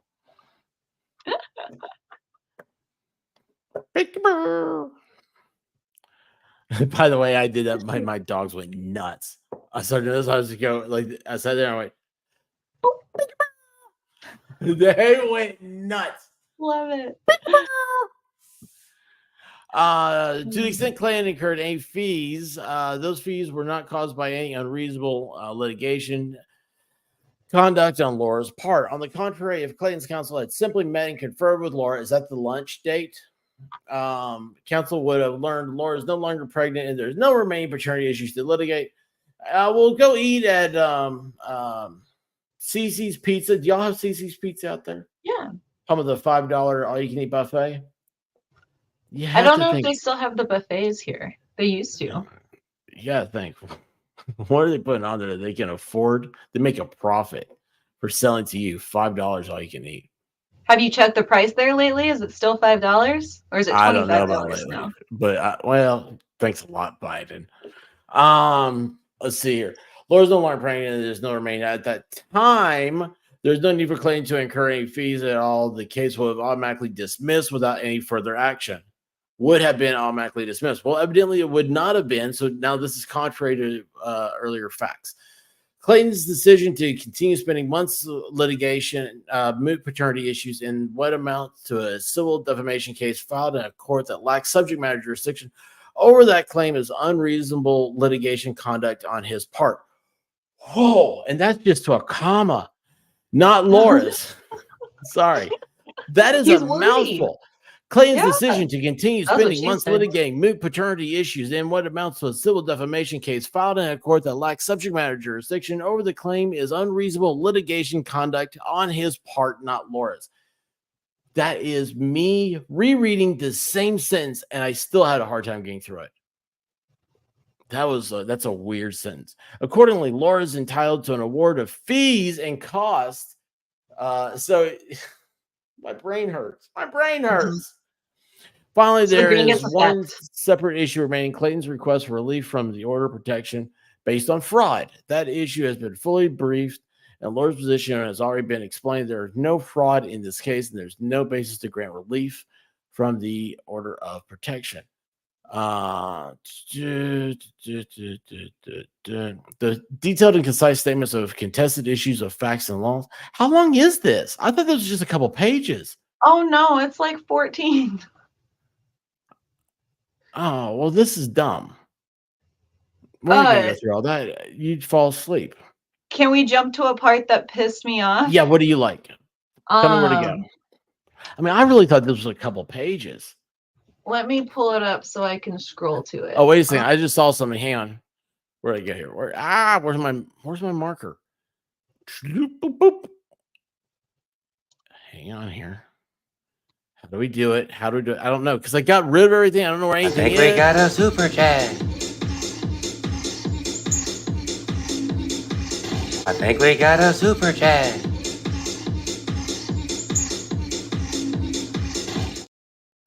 Bad Duck says, well, at least you're saying Melissa's name right now. LOL. I may have called her Michelle Yeah, you definitely. Did I? Not May, you did. today. I don't know. I mean, I thought I heard it today. That's when they started saying Well, it's it. because Michelle Smock was here. Oh, then I don't know. Did you do it before? I don't know. Bad Duck says things I don't know if he's what he's talking about. Bad. It's like he pays attention See, well, to the words coming out of my mouth. okay, what just happened here is a perfect example of what Gringus is trying to like pin Clayton to admitting he thought she was pregnant with. I thought earlier I heard you call her Michelle, and then they started talking about it in chat. But just now when you asked, like, well, like you laughed like it was an ongoing inside joke, it made me question, like, well, did I hear that earlier, or did he say it correct today and this is an old joke? Or later, or in this document, So I've said it twice today, and I call her Michelle Joy Toy. Well, maybe Michelle wants to be called Joy Toy. Where is it on here? I'm not one to judge. That's legal now. Basically, Gringus says that because at some point, here we go.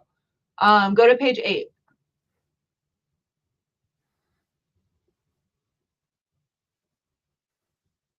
Okay. Dr. Michael Medchill. Oh, wait, hold on. I thought I had it. Oh, no, page 6. I'm so sorry. You have a call. The bottom of page 6. Wait, scroll back down to it, the position on each contested issue. Okay. Lord's position on each contested issue has previously been explained in other pleadings, so these positions will only be briefly summarized here. First, Laura and Clayton engaged in sexual activity on May 20, 2023, which was by Clayton's own written admission. Okay, that's a comma, sorry. Sufficient to cause pregnancy. See petitioner's trial, Exhibit A2, regardless of whether sexual intercourse occurred. Wait, what? First, Laura and Clayton engaged in sexual activity. Oh, so it caused pregnancy regardless of the intercourse. Okay, gotcha. Based on this admission, it is not necessary for the court to determine whether sexual intercourse did or did not occur. The point is ultimately irrelevant and immaterial to the outcome. What? Wait, what now? Hold on. Petitioner's trial, A2. No, that's not what I want to go back to. I want to go back to Lauren Clayton engaged in sexual activity, which Clayton admits to. Sexual activity sufficient to cause pregnancy, regardless of whether actual intercourse happened. Based on his admission, the admission saying that they had sexual activity, it is not necessary for the court to determine whether sexual intercourse did. Okay. Or did not occur. Basically, Clayton's saying, my stance has always been, I never had sex with her, I never got her pregnant. But in his deposition, while he's being questioned, and they're going through and talking about, like, she peed on a stick at his house and he saw the 2 faint lines. So momentarily he questioned, like, holy shit, did she actually trap me and is she really pregnant? So, like, momentarily he did believe that she was pregnant. And then he was like, no, reassess. I'm not going to be gaslit into this. I'm assuming. I'm speaking for them. I shouldn't do that. But he went back and affirmed always that he never slept with her. He never got her pregnant. And so her story has always been, I mean, besides the SA accusation, her story was that some of his stuff got down there when they were naked grinding, which is what this is saying, that Clayton admits that they didn't have sexual intercourse, but he believed that she was pregnant for a moment. So we don't have to determine whether or not they had sex or not, because they both agree that she could have gotten pregnant without it. It's stupid, in my opinion. It sounds like a whole big runaround. Yeah, it's spaghetti. He just throws spaghetti at the wall and hopes that something can stick or muddy things up enough that he wins something. But there's another one that pisses me off a lot. Can we go to that? Let's do that right now, actually. So I'm sorry, Zach messed me up. See, that's what happened. I read the chat. So I'd have to pull that off to be able to find this. You have your own theme song now. Did you know this? Oh, I know. And when I originally heard this song, I just heard the first verse. I did not expect the disrespect at the end of the song. Just What listen. happened? It's a Did great they not song. RSPCT you? Take out the TCP? Did they take out the TCP of RESPCT? You're making me think too much. Aretha Franklin. I know the song, Respect. but you're telling me to remove letters and spell Isn't new that words. what the song says? RESP. Does it say PECT? Take out the RESP. TCP. Find out what it means to me. Yeah, it was I don't know. disrespectful. Not gonna lie, it was disrespectful. Zach, you're a bad puppy. No pooping in the octagon. Wear a diaper. Like a Why does that make me laugh? Oh my gosh. Oh my gosh. You know that's a fetish, Zach. I understand it. That's okay. Texas Jen will explain it to you. I wonder what like someone like Texas Jen, like Zach's just here having a good time, and all of a sudden we've got him wearing a diaper. And now, and then like Texas Jen's just like sitting there going like, what is he saying? Oh, hey, love sign. She did this to Zach. And I'm like, oh yeah, don't worry, Texas Jen will explain it to you. She's like, wait, what? What am I explaining? Why? Because Texas Jen is the best. She knows all. She explains all. Oh, let me tell you what, you don't want her to explain some things. I'm a Texas Jen fan. She could speak any day. Oh, there you go. She scares me. All right, Zach, I will check out the song here shortly. We'll play it. All right, where I need to go now, Big Johnson? Go to page 10. Page 10.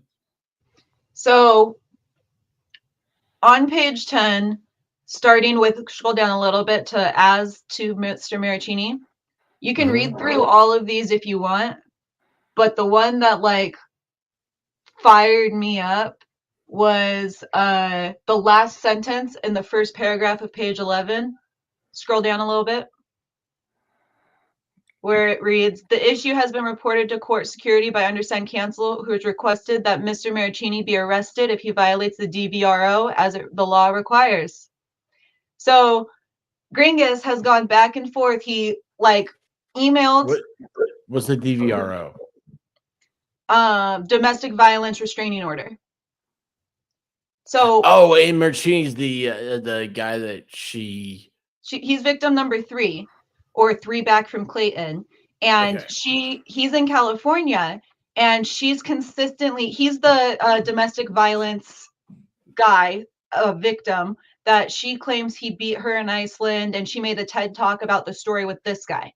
So she's been able to get multiple restraining orders renewed against him, and this last one got renewed for 5 fucking years. And it's affected his personal life. It's affected his ability to get jobs. And it's based on the picture that she used in her TED Talk that was also used after a completely different hospital incident. So I believe that was probably obtained. The restraining orders were probably obtained on false accusations.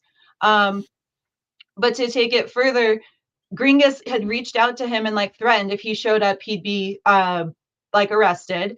And Woodnick is like, that's witness intimidation. He's a witness. He is officially on the list. He's approved. And then Gringus came out and was like, I would never threaten a witness. What are you talking about? I didn't say, no one's getting arrested. Everyone's following the laws. And now he just said it again, that he's going to have Maricini arrested. Like, if Clayton though has subpoenaed him as a witness, he has to be there. Well, Gringus is claiming that per California standards, Woodnick needs to get permission, or the Maricopa County courts needs to get permission from the California courts to violate the DVRO so that Maricini can be there as a witness. No, otherwise, he's violating the 100-yard restraining order that Laura has against him. And they're going to try and arrest him if he shows up to be a witness like for Arizona's a sovereign state. They don't have to do anything. You know, anything that deals with long arm type statutes goes through a Secretary of State. Anyway, this is so stupid. This guy, this guy one of the dudes that are like or trying to go after Trump, because this is like one of their arguments. Like, you showed up at some place from somewhere else and we didn't like it, so we're gonna stomp our feet and walk out of the room. Look at this. Oh, hang on a second. You know what? I always mess up. I'm no good. Will you take over? I'll give you the whole. I think we got a super chat. I think we got a super chat. Do you want to read this one, Big Johnson? Zach can afford all these super chats because he is like the new spokesperson for Tranquility Swim Mates adult disposable swim diapers. Buy 2 get 1 free.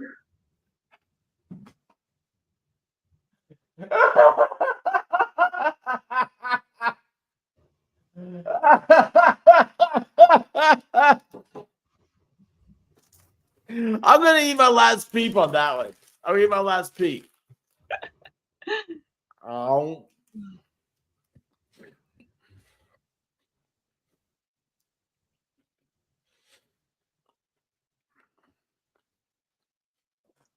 Okay, I'm so lost now. Aren't we all? Trying to rationalize and live within the realm of Laura's insanity or the storyline and webs that she's created is a very like intoxicating and confusing place. Intoxicating and infusing place. Confusing. I can't talk. You've got a case of expertitis. Yeah, you're rubbing off on me.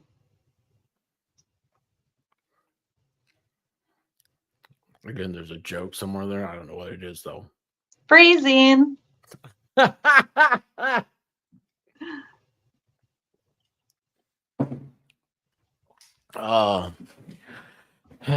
So many Laura Owens things. Okay, so hang on. What is going on? What did I do here? I have no idea, Wings, what you're talking about. 100%.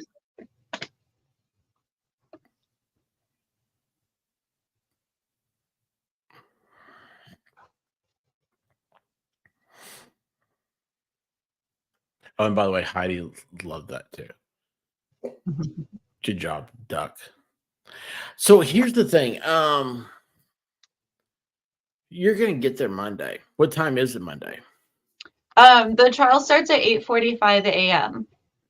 Which is 11:45 Eastern time. Is that correct? believe so. Or Yeah, I you guys think don't we're 3 change hours time? ahead. I'm so jealous of you. Oh, so jealous. Okay, so 11:45. Mhm. What time are you gonna be there? Probably pretty early. Depends on it depends on how late I stay up Sunday night for sure. Yeah, But don't go into Discords. no, gosh, I'm gonna like put my phone on airplane mode. But probably around 8. Like, because I want to get a spot inside the courthouse. Courthouse opens at 8. Might as well get there around then. You don't think there's going to be a line outside? Like, I mean, I don't know. I don't know why there would be. I don't. Honest to goodness, Johnson, I have not looked at any of this since we talked, because after we talked, I went straight to cuckoo mode. Yeah. Well, I you was had Dollywooding. your own Dollywooding realm to be in. I was playing with my chicken. I don't know either, and that's what been one of the weirdest, like, hardest things to predict. Is this case has gotten a lot of publicity. I mean, he went on Charlie Kirk this week. Like, millions of people who hadn't seen the story before got exposed to it recently. So I don't know. I don't know how many are going to turn out from that.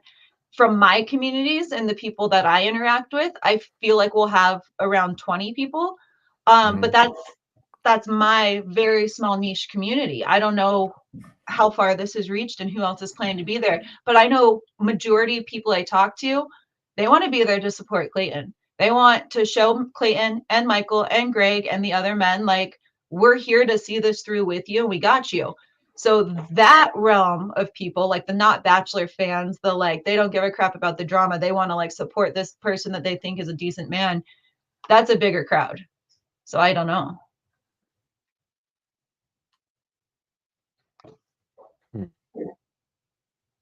I don't know. It's so wild.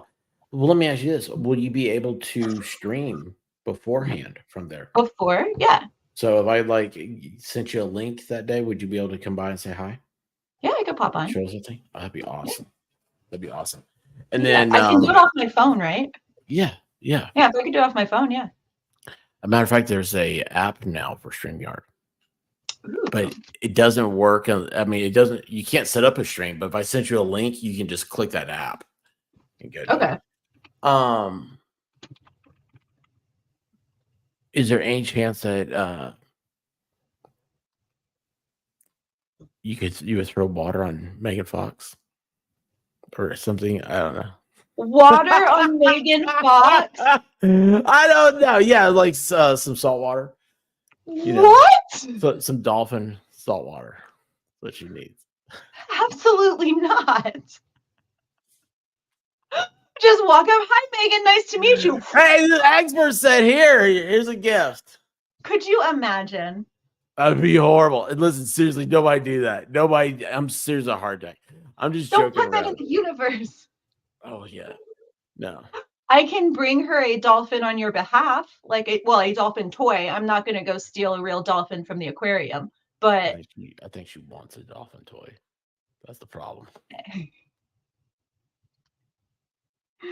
Oh boy. I'm not throwing water on anyone, chat. No, JD fan. I thought you were going Nobody's to bed. throwing water. Nobody's doing any water. Can you live chat in the StreamYard app? I don't know what you're asking, Roseman. Well, I don't. I think your guys's will still be the same. Like yeah, you're. you'd still be here. Yeah. Yeah, you'd still be here. I probably can't chat if I'm on my chat. phone. I think I so. could from the app. Yeah. Oh. Well, then I guess so.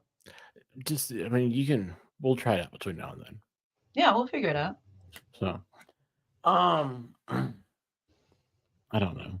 I'm still lost right now. Like I thought we were doing good there for a while. And I started reading the thing. I realized how many pages that was, and then now I'm just like, oh, yep, here you go. Take her a dolphin with a Brazilian wax. Oh, is someone making? Oh my. Sorry, Oh Mike. my! What were you saying? I said, did the dolphin thing come from someone like saying someone's smooth as a dolphin? Why would you think that? I mean, am I wrong? Do you really not know? I really don't know. Oh, don't worry about it. The dolphin thing's dumb. Okay. Well, It's dumb. I feel you when it comes to this paperwork because page 10 that we just looked at was the last one I read as well. I got to the point where I was like, oh my God, I can't. And I sent you, there's a second one he released today as well. I sent you that as well. But Oh, yes, yeah. Oh boy, I'm in trouble. Melissa Joy has sent me stuff. Oh yeah, I'm in trouble. Mm-hmm. uh-oh. Get What's out the this? handcuffs. Someone's been naughty. Oh yeah, that's not good. And then Texas Jen sent me stuff. Oh. That sounded hey, like an interesting. Oh. hey, what is your channel? So we can link it. Oh. Nobody can find you as Big Johnson. Oh, maybe. Because it's under Tori. My channel. Is there a way? Oh, there we go. Share channel. Copy channel ID. Oh, no, that's not what I want. Hold on. I'm new to this YouTube stuff. There we go. Oh, shoot. That's not what I meant to do.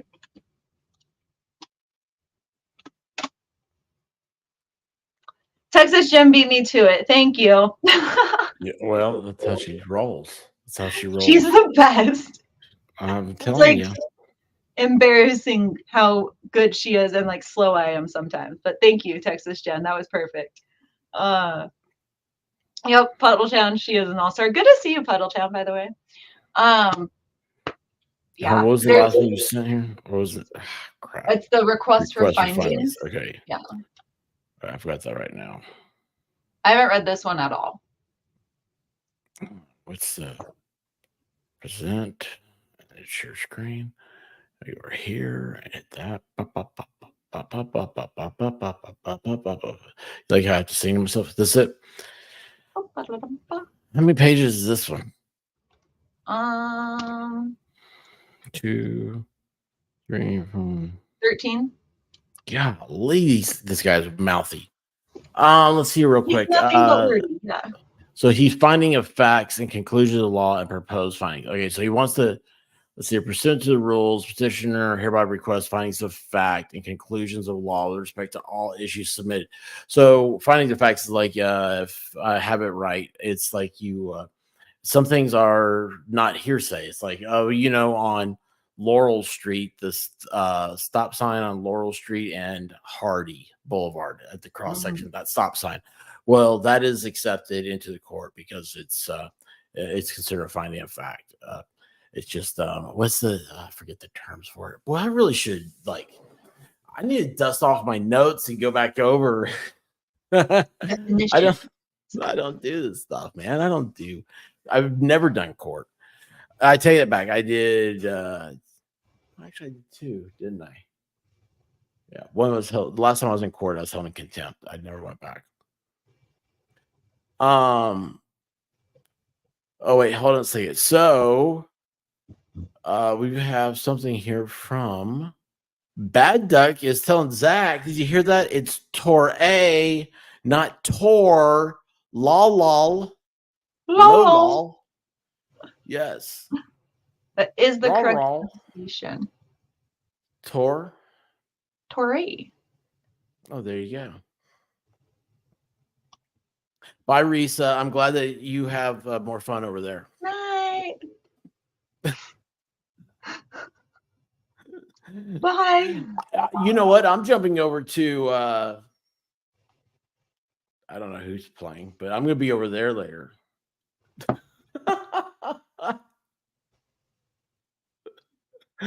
Oh, wait, hold on. Why is that arm there? Okay, sorry. All right, so this is the findings of facts. Laura Owens is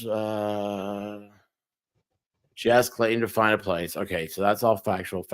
Laura claims she told Clayton she did not want to have sexual intercourse, but that Clayton stuck it in briefly despite her statement. I was not expecting to read that part tonight. Take it in. Yeah, that's the alleged essay that she doesn't really define as an essay. I guess technically it's an essay, but she doesn't want to press charges. I love the Valley Girl accent. How she talks. So she has certain sexual activity occurred, but then she's telling him, I did not want to have intercourse, but he stuck it in briefly. He denies that allegation. Laura's expert, not the expert, Dr. Michael Medchill, a retired Obgyn, testified that pregnancy is entirely possible even without sexual intercourse. This guy is retired. I'll have you guys know. Yeah, well, and what's funny too is originally when they released the credentials of the that expert, they said that he had more credentials than he actually had. He attended a prestigious college, but he never actually graduated. And so Gringus came back and was like, oh, I need to clarify that these are Dr. Medchill's actual credentials. We're like, he can't, well, maybe it was an honest mistake. I'm just gonna say he said it was an honest mistake. I always hate that when it's they do the credential thing. I have 35 years of blah, blah, and I did this. Look how big my stick is. Yeah, exactly. It's what matters is that a lot about what you're talking about in the field. I worked with a guy that knew more about the law than anybody around the court. And he said that he barely graduated high school. Damn. And he's just but in my job, I have to know this. And so I learned it very well. And I was like, yeah, dude, you did. He would bring up stuff. I'd sit there and go, how do you know about that? How do you know that's a proceeding? That's a this, that's that. I was like normal people shouldn't be into these obscure things of law. And he was great at it. For the purpose of this case and based on the evidence presented, it is not necessary for the court to determine whether sexual intercourse did or did not occur between Laura and Clayton. Clayton's on a mission. Yes, it is, because she said that he SA'd her, and they should determine that so that they can protect his reputation. Sorry. No, let me ask you this: what Yeah. could not everything be assault here? What do you mean? Who's assaulting her? What do you mean? He's assaulting her, you could say, in any way. I mean, well, let me ask you. So if you look at the common law of like assault and battery, because we interchange those terms now, but it's like battery is a physical and assault is a verbal. Okay. And so now that I don't know how it's applied here in the situation, but I'm just saying, like, if you look at like the common law perspective of it, battery is oh, I'm gonna mess that one up. Hang on.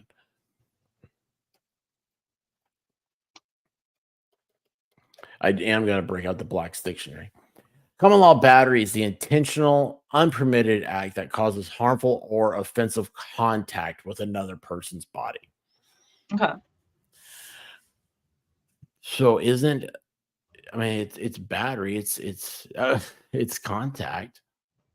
Well, how would it be battery from him again? So if what she says is true, that he stuck it in without her permission, then yes, that is SA, that is battery, that is actually, hang on. Let me clarify that. It's like originally battery is. I like this definition better. This is the way I learned it. Is that it is a purposeful or knowing touching. So battery technically is if I reach out and like I go, stop it, and I like push your shoulder back or something like that. Even though it's a joke, it's still technically it's battery because it is one person touching another person. And some people have taken that to extremes where that's like a very offensive thing. How dare you ever touch me or something like that. So any sexual activity is battery by definition. So I know I'm making longer. I'm making a very obtuse and weird argument here about how this gets back into something that's very important and very striking and very difficult thing to talk about. But I'm also looking at how weird this guy practices law. Yeah. It's like he'll take an extreme and try to bring it into a minutia, a very small point. He's flamboyant in the accusations. And I don't know. It inflames me with anger. Yeah, no throwing hands. Unwanted touching. Unwanted. Let's see. So then wouldn't it be considered battery against him because she's the only one who performed an oral, like a sexual act on the other person? She touched him. With her mouth. Well, and her hands in bed, apparently, according to the last one. Oh, well, I haven't got to that. Where's that one? Clayton's on mission. Others contact happened. Was enough contact to cause a pregnancy. I mean, this girl, like, let me tell you what, like, this is like a chick, like, you look at her cross-eyed, she's gonna get pregnant. Let's see here. Then it goes into Laura. Hey, after she took him down to Funky Town, she then asked him to buy a house for her. Laura said Clayton, as a realtor, asked him as a realtor to prepare these purchase offers and submit them. Clayton prepared them, which Laura signed. Clayton never submitted them, or the seller or the seller's agent. That is an issue that's not been brought up, though. It's not in the petition. The complaint.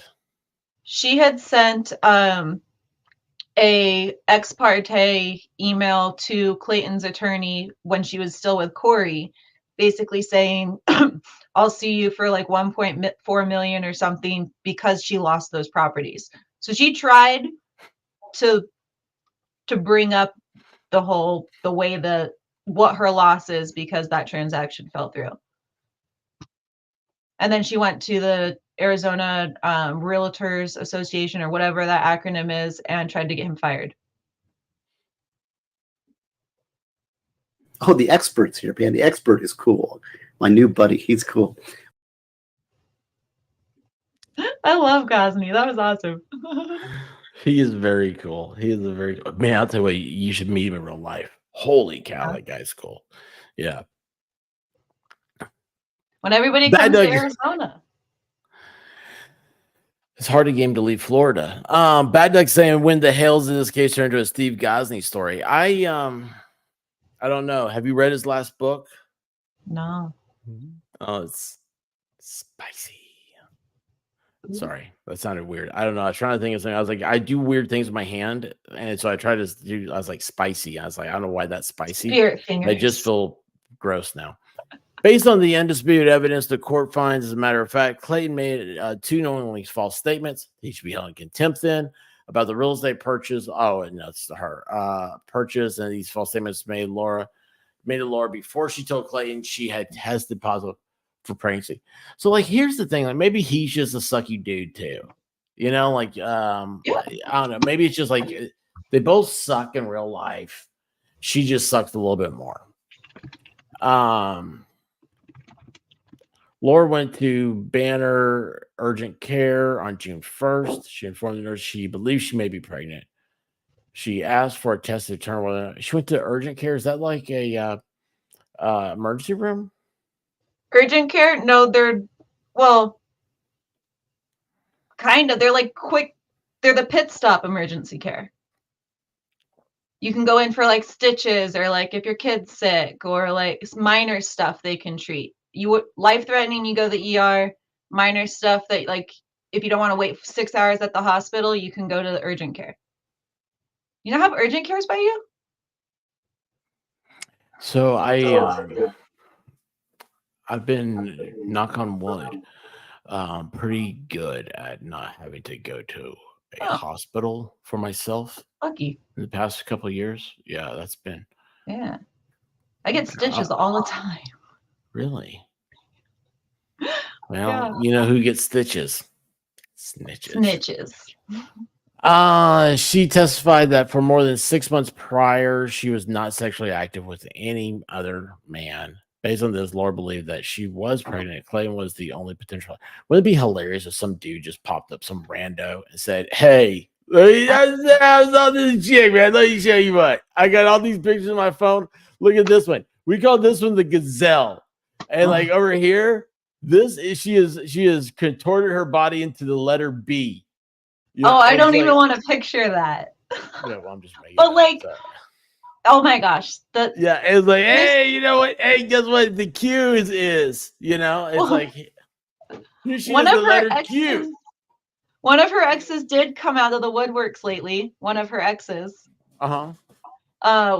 They did a like password recovery on YouTube using the information that Tag, the new ex-boyfriend, sent to Megan Fox and Lauren Knighty, and they found it linked to Laura Owens' phone number.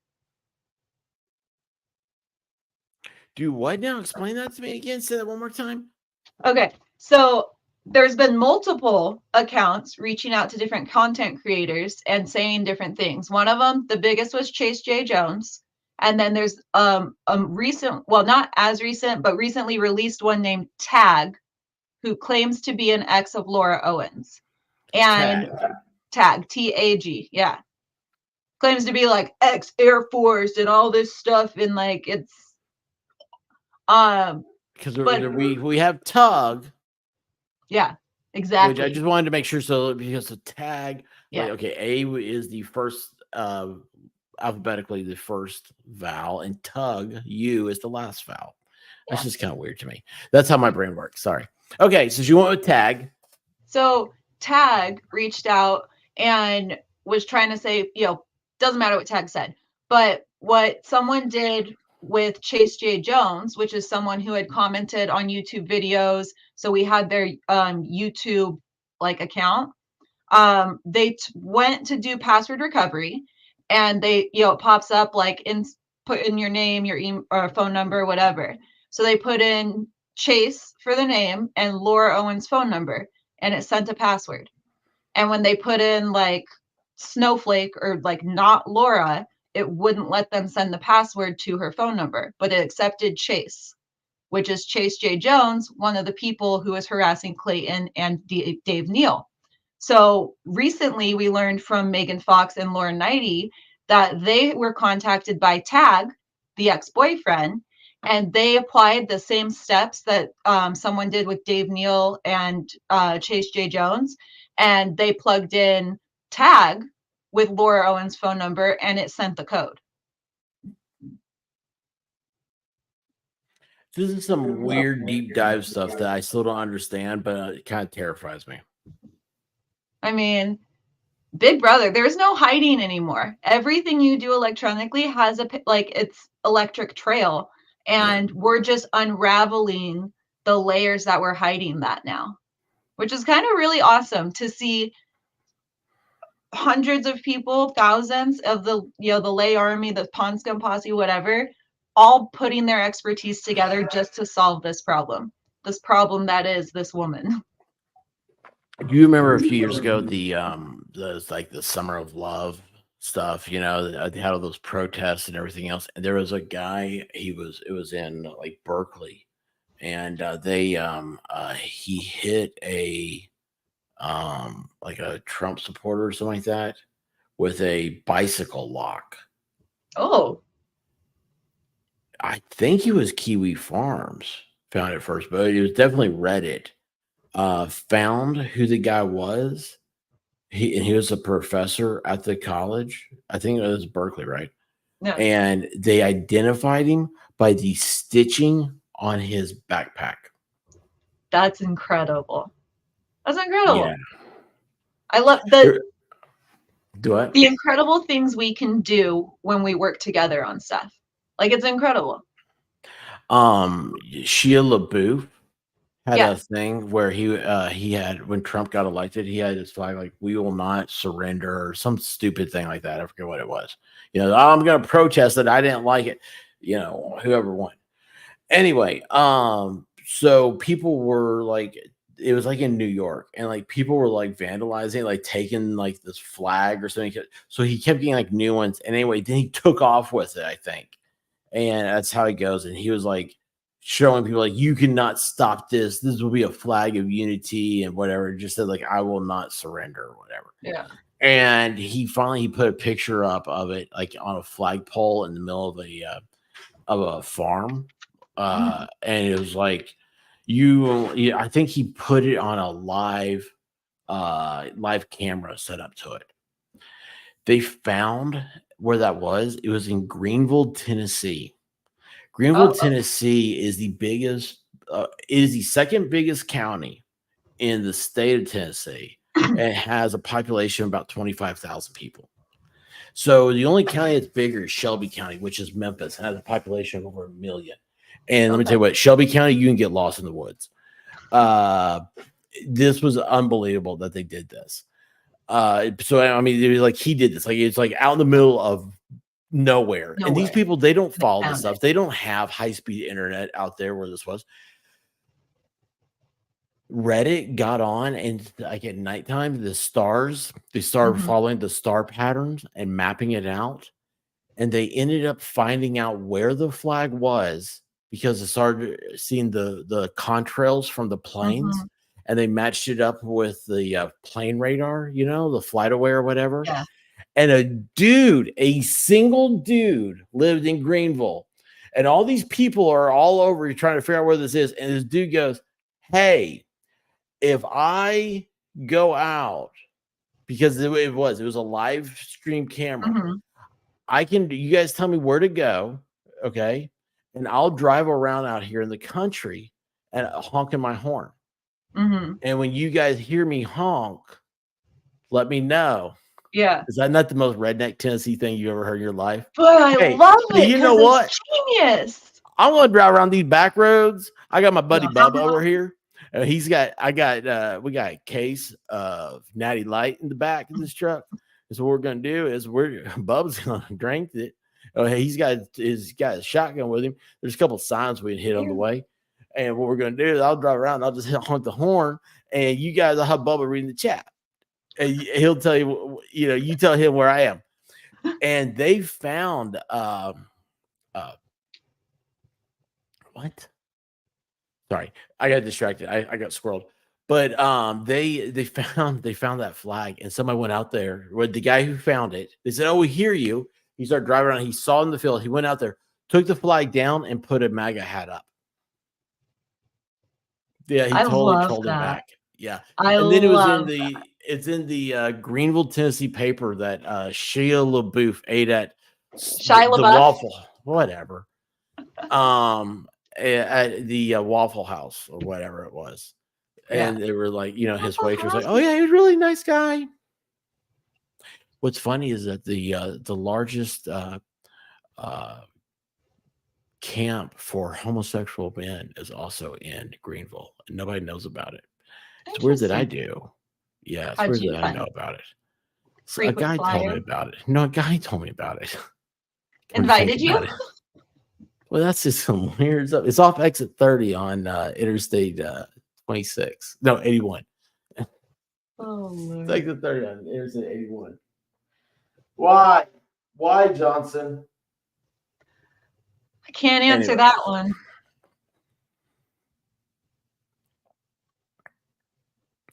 I found out that if you're holding a wrench and accidentally hit both battery terminals for less than a second, it will superheat a gold ring and melt it to the skin it's touching and around it. That sounds terrible. Yeah, I didn't think gold was a conductor of electricity. Was it? Is it? Maybe it is. It is in Asking computers. the wrong girl. All right, what sentence am I supposed to find right here? I don't know. I haven't read this one. You said there was one more here you liked.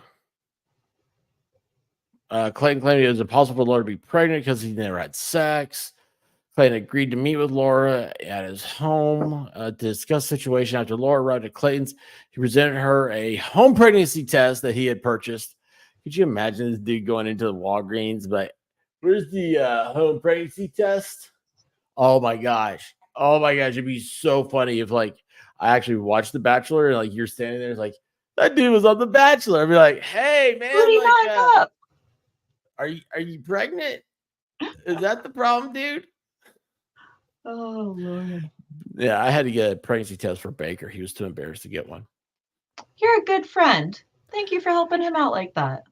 When you say friend, I would say more of I enjoyed how funny it was to watch him make sure he wasn't pregnant before he got back on the plane to go to Denmark. 2 days later, Clayton sent Laura an email entitled "Something to Consider." I hate titles on email. In this email, Clayton made the following statements, among others. "Even after seeing a positive pregnancy test, I still had doubts in my head. Something was telling me." Okay, so this became positive. He presented her the home pregnancy test that he had purchased. Asked her to take the test immediately while he watched. Oh, that sounds like a weird kink. But Clayton says that he did not watch.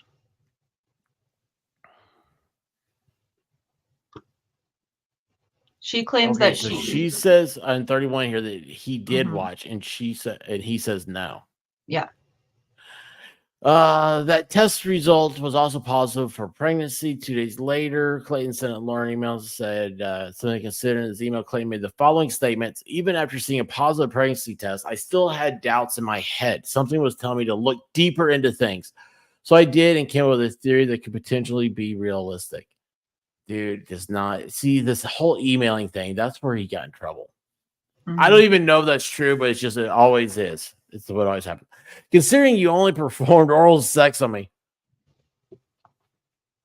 I have never sent a email to anybody that said that. And no vaginal penetration. I am just I'm sitting here going, that's going to get out. "Chances of you being pregnant seem considerably low. Although, again, maybe rubbing up against one another allowed one sperm. Don't you wish they could bottle that sperm and just end world hunger or something? To make that was a very bad thing to say. Oh, jeez. Oh, you have no food here. Eat the sperm. Is that what Arcada said to his kids? Oh. Mm. That was fucked up. Yeah, that was. I'm glad nobody pays attention. Oh man, Uh, all good. yeah, that's what she said. Maybe rubbing up against when it's high, it's very low probability. Nonetheless, it is one. So he says what happened. Yeah, they rubbed up against each other naked. And so that was like her thing of like, I think some of your stuff got down there and went inside. But he says it could have happened though, right?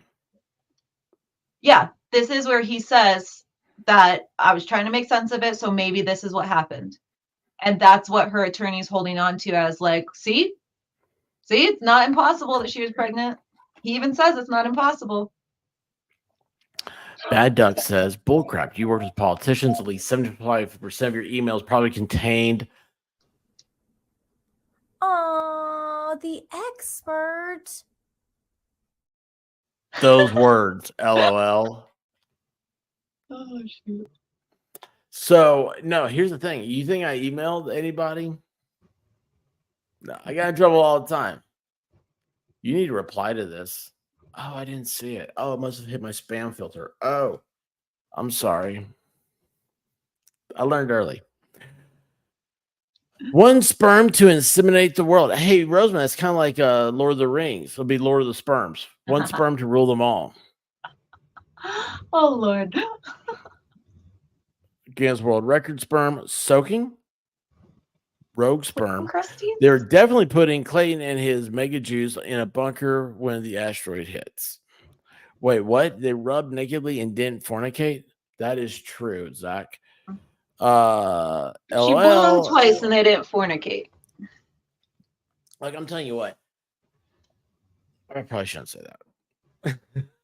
I'm just okay. Look, let me take everything I was gonna say out. Let's take everything I was gonna say out and tell you the end result. I'm going to bed. I'm gonna be like, okay, hey, hopefully you're not here. I don't like to eat breakfast, is what I would say, because you're not gonna get a meal out of me. You already have.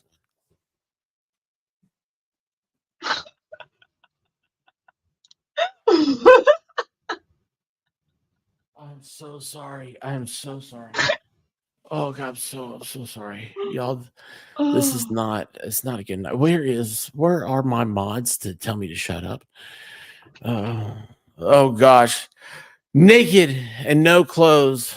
Naked, no clothes on, and you're up to something.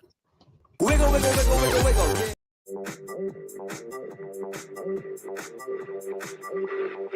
You trying to say Jesus Christ can't hit a curveball? Guy fucks. Thank you. Hey, what's up, Al-Qaeda?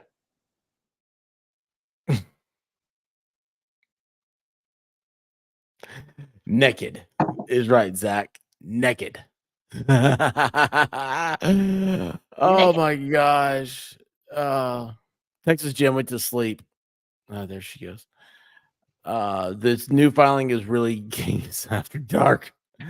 Bruce from Oregon, I really love having you. You were such a great chatter person. Does that make sense? Chat person. You're great in the I chat. love Brucey. Yeah. We've been doing this for a long time. We gotta get this over with. I'm sorry. How to do this? Okay. So attaching something, consider email with 2 photos of home pregnancy test. And something to consider email. God, that's gonna be a meme, and it's something to consider. Something else I found interesting: the test first sent me on day 11. The test you took on day 21 with me looked identical as far as the test line goes. The photo of the test accurate. My own submission, something to consider. Laura presented him with 2 positives.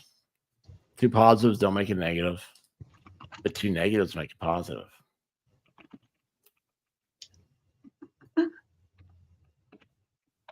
Anyway. Email Clayton suggests he faked to print instead something consider email Clayton presented a theory Dr. Medchill was, hey, everybody. Dr. Nick. Mom Doc, OBGYN. Okay. It's just going over. I don't see anything fun. Oh, I'm so proud of that, though, right there. Writing in the blue. Blue ink is the way to sign your name for me. Even though I should probably use orange or red. Orange is your color, I feel like. You always do the orange heart. Well, nobody else does that. I know. Everybody does purple. Everybody does white. Everybody does red. But orange, nobody thinks about it. Everybody's like, orange. What's orange? It looks Happy like candy to me on the screen. It looks like those, those like Jolly Rancher like deals.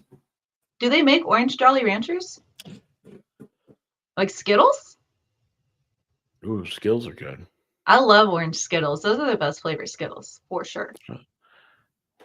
That's awesome. Now I'm gonna have to have some. Okay, so what's next? That's the new updates. Shoot. I'm sorry, like I'm so okay. I feel bad. I feel like I didn't. I don't know. I feel like I'm letting you down. Not at all. But No. like I'm having a very. Again, I have to thank you so much because, like I said, I was like, I need to get back into things. I'm just not flowing. You know what I want to do? Nothing. Like I want to be streaming constantly. Like I always had this urge to, but I don't want to do any of this stuff. Like any of the stupid, like I'd rather sit here and be like, so, okay, you live in Arizona. What's the most beautiful thing about Arizona? Let me take that back. Let me go right to the answer I'm looking for. When you think of a beautiful scenery, something that you can't get, you think anywhere else. Do you have that in your mind and can you describe it? In Arizona? Yeah. Oh, hands down, our sunsets. Yeah. The way the sun starts. Arizona sunset. Yeah. My grandpa just always would say that our sunsets are so beautiful because we have the most pollution in the air. And he was a scientist, so I believed him. But the way the whole valley starts to turn purple and red and orange, there's nowhere else I've been that has a sunset like here. They're beautiful colors. You'll see the pictures of them, and you can get those pictures without altering your phone. It's a rainbow in the sky. It's why the Phoenix Suns basketball team has that one jersey, the Valley jersey. That's what our sky looks like kind of like your background right now. I Beautiful. have never heard that. I had no idea. You had no idea we had such beautiful sunsets? No idea whatsoever. Oh my gosh. I know you guys are the Sunshine State, but I didn't know about that. Yeah, when that terrible sun starts to go away, things get really beautiful, temperature-wise and color-wise. So, hang on a second. Is interesting. He is including the discharge and the absorbed twin theories in one timeline. Very strange. Yeah, Bruce, that is strange, right? So, what that tells me is that he is. The term I use is shotgunning it, because you're trying to get that splatter. You're shooting the shotgun, hoping that one of the pellets hit. I do realize that there's a lot of innuendos that could have gone to, and I'm not going to say anything or talk about any of that stuff. Gabby, law, candy, octagon fights, tonsils, impregnation, and yeah, this is we've done well. Scars, Melody, what scars do you have? I always thought Melody was on a fireman's pole in her picture, but evidently she's playing darts. I mean, it's a pole. That's definitely a pole. But playing darts like at a bar, okay. Oh, the Grand Canyon's in Arizona? Yeah. Which that's pretty. I mean, I haven't been to it since I was in elementary Never school. thought about that. Hey, Harriet Williams, how are you doing? Look at that avatar. That cat looks like how you described the Arizona Valley when the sunset happens. I sent you pics in Discord. Oh, did you? Hmm? How do I get back over to Discord? I don't remember. God, I'm so bad at this. What? Did you take those pictures? No, I just Googled them. Stop it. You're supposed to say yes. Oh. Yes. 100% I took them. Okay, so the vocal fry, now I hear Laura. Before I was hearing a Valley Girl, I was like, oh, that's cool. Oh. Oh, wow. No, I'm going to open this in browser. And then, Yeah, I don't think I have any pictures I took. I am horrible at pictures, so it doesn't matter. That's really cool. And, hang on a second here. Nope. That's what I just did. Oh, cool. Yeah, you guys have cactuses. That's Cacti. pretty neat. What does that mean? Are It's they the dying? fur for cactus. Cacti. Cactuses is cacti? Hmm? All right, let's see here. On screen. And but you can tell I'm so out of practice. I'm so sorry. So check this out, gal. That's cool. Arizona. And then this is, how is that not popping up? Okay, I don't know. Present. That's not right. This one's really amazing. This one, I really like this a lot. Look at that. So, like, is that Ayers Rock back there? I don't know Australian what rock? mountain that is. That Australian rock? I don't know what mountain that is. It's a mountain. It might be. Here it says, I love to take sunset pictures. What? I almost ran into a cactus at Taves, Arizona show. That's hilarious. That'll get you. Oh, Have you ran into a cactus? yeah. When I was a teenager, I flipped a quad into a bush and landed in a cactus. What? Yeah. Wait a second. You've told the story about a car. Oh yeah, I flipped a quad too. I just flip everything. I was with the same it's her cousin. I was with the same exact family member in both accidents. Well, But that this family one was member her fault. It was definitely her fault. is the plural platypus platypi. I don't know, but you know the platypus is my favorite animal.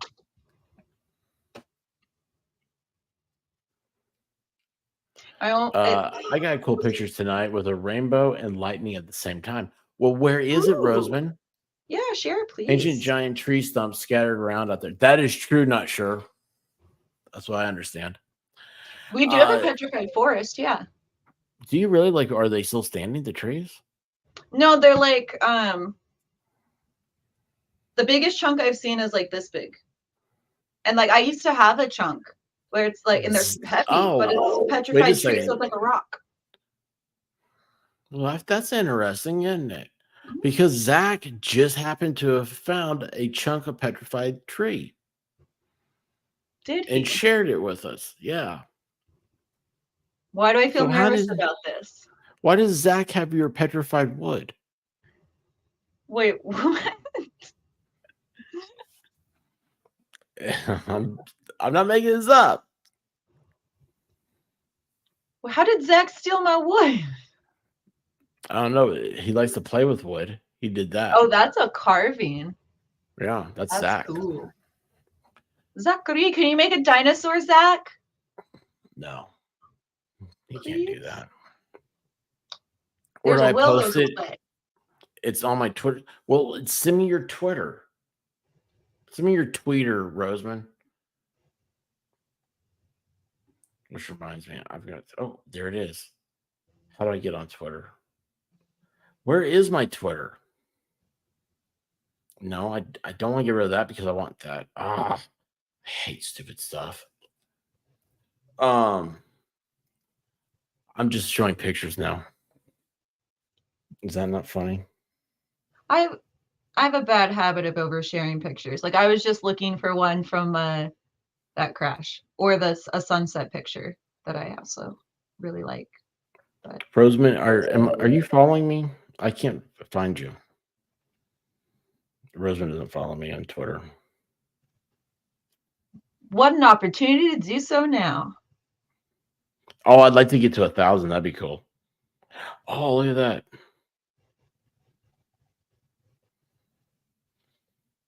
Dude, this is really crazy. Let's see if I can do this. I bet you I can't. It won't let me. All right. I got to change things here. I'm so sorry. I know I'm very out of it. We've talked about this, expert. You apologize way too much. Oh, that's right. We did, didn't we? Well, no, Yeah. here's the thing. So I don't know you that well.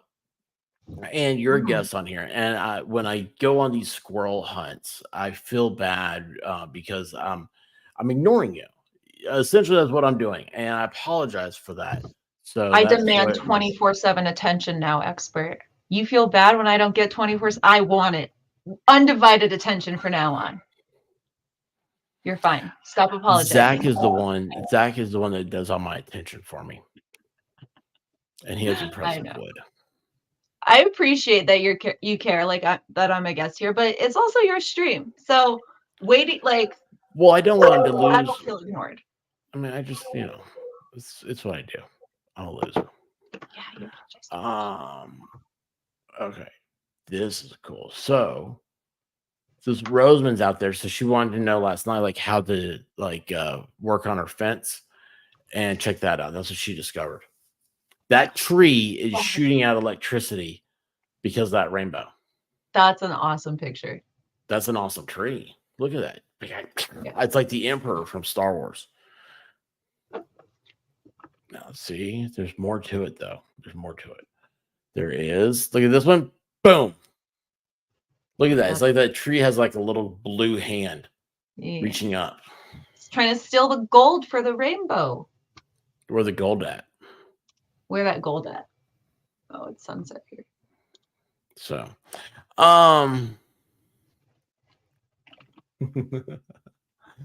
you're frozen. Why are you frozen, Mel?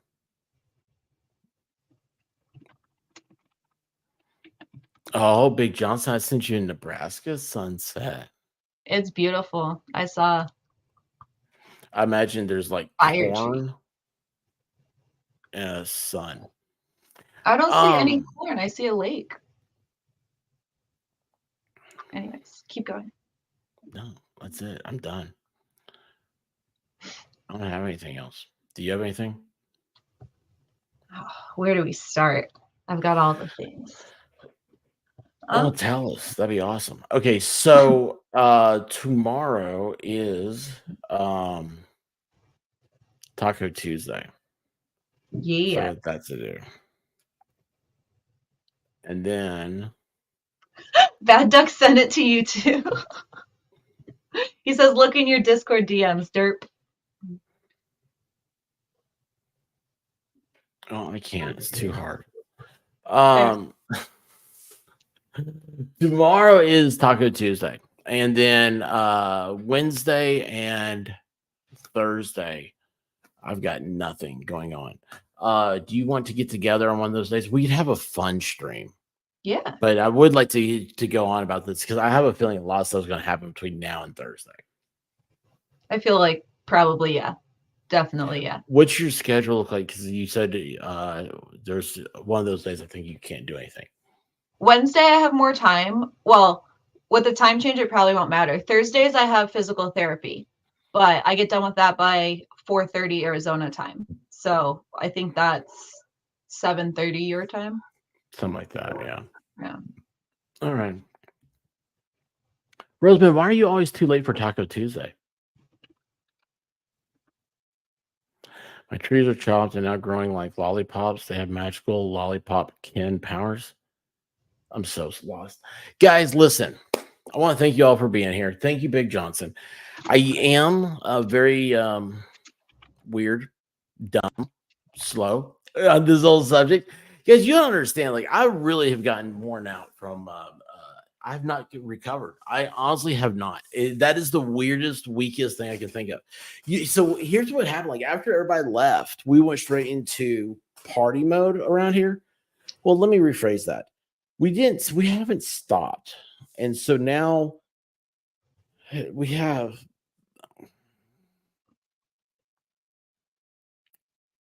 you ever like, you know that you ever meet like someone in your life that's like, there's always like stuff happening and you don't know like how all the stuff's always happening? Mhm. I'm that dude. It's like, it does. I Just don't like nonstop. slowing down. Do what? You're just nonstop. Yeah, I can't stand, I cannot stand. My greatest fear is to die with unlived lives left in my veins, you know, and I want to enjoy every single aspect of the day. I love life. I love every bit about it. I love everything there is. And I just want to keep going, going, going, going. And it's funny because you know how I said, like, I don't want to stream anymore. Well, it's not that I don't want to stream, I don't want to do content anymore. And it's this like, I'm into this whole like, well, like this thing, like this chainsaw. Like, I cannot wait to get it because I want to make content out of that. Like, I want to be like cutting stuff. By the way, they took my tree, which is a whole different thing. A tree fell. All this chainsaw stuff started because I don't have a chainsaw. Yeah, the storm, right? And that tree fell. And anyway, they came out, they chopped it up. And they took the majority. It's an oak tree, and I was like, "Oh, I need to get that because I have a fire pit." I was like, "That'd be perfect." So then they took all the little parts. I was like, it was like Saturday. I was like, "Okay, well, I'll come back." It was Friday. I was like, "I'll come back tomorrow. I'll get the big, logs." Right.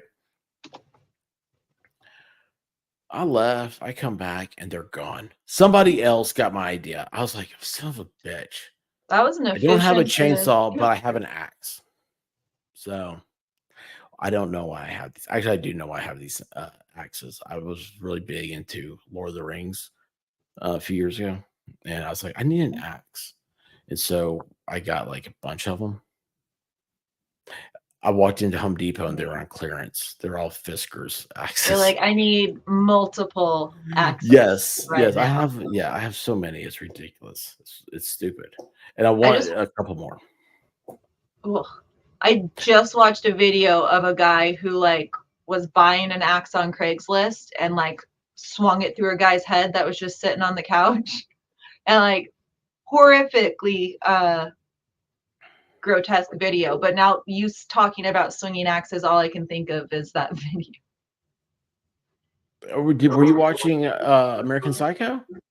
No, that's a great movie though. That is fantastic. Have we talked about this? By the way, Hal 9000, I am going to be getting a tourniquet with that. Smart. What are you saying? Have we talked about American Psycho? I think so. It's a great film. Oh, love it. Yeah, like it was. For those of you that don't know, if you've seen American Psycho, okay, if you haven't, you need to. The White Rabbit, we were dating and took her out. She met my friends and my extended friends. And she came back and she was like, at the other date, she said, "Have you ever seen American Psycho?" And I said, No, I don't watch horror movies. And she goes, "It's not a horror movie." She goes, "I think you would like it. I think there's like a couple parts in there that you would really enjoy. You and your friends might like it." So she had it, and I was like, "Okay, well, let's go to your place and I'll watch it." I laid on her bed like a little kid. Like my head was at the feet of. That's exactly how I was doing it. I was going to do that. I was like this whole time. I was like, and then it stopped. I rolled over. I looked at her. I was like, "That's the greatest movie I've ever seen in my life." And she's like, "What did you like?" Now this is a clinical therapist. Okay, so when she asked me what did I like about it, I was like, "Well, the first thing I liked was the business card. Oh my gosh, it was so refreshing." No way saying that's not the best part. The best part is about getting reservations at Dossier because I hate going to a place and not getting a good table. I cannot stand that, not at all. And that whole when he said that they did have a good table and the relief washed over him like a waterfall. That is so I could. That refreshing, cool water. It just makes everything wash away. You feel so good. Oh my gosh. Everything about that movie is so incredible. I was like, and then later on, I was having a discussion with a Vegas Rick of all people. And we realized, I have not seen this. And I like the Were they the Farley brothers? Is that who? Farley am I saying that right? brothers? Farley? Is it Farley? Farley died. Chris Farley died. Or is it Fairly off? I don't You're know. asking But you know about who I'm first. talking about. Yeah. Those dudes. I love them.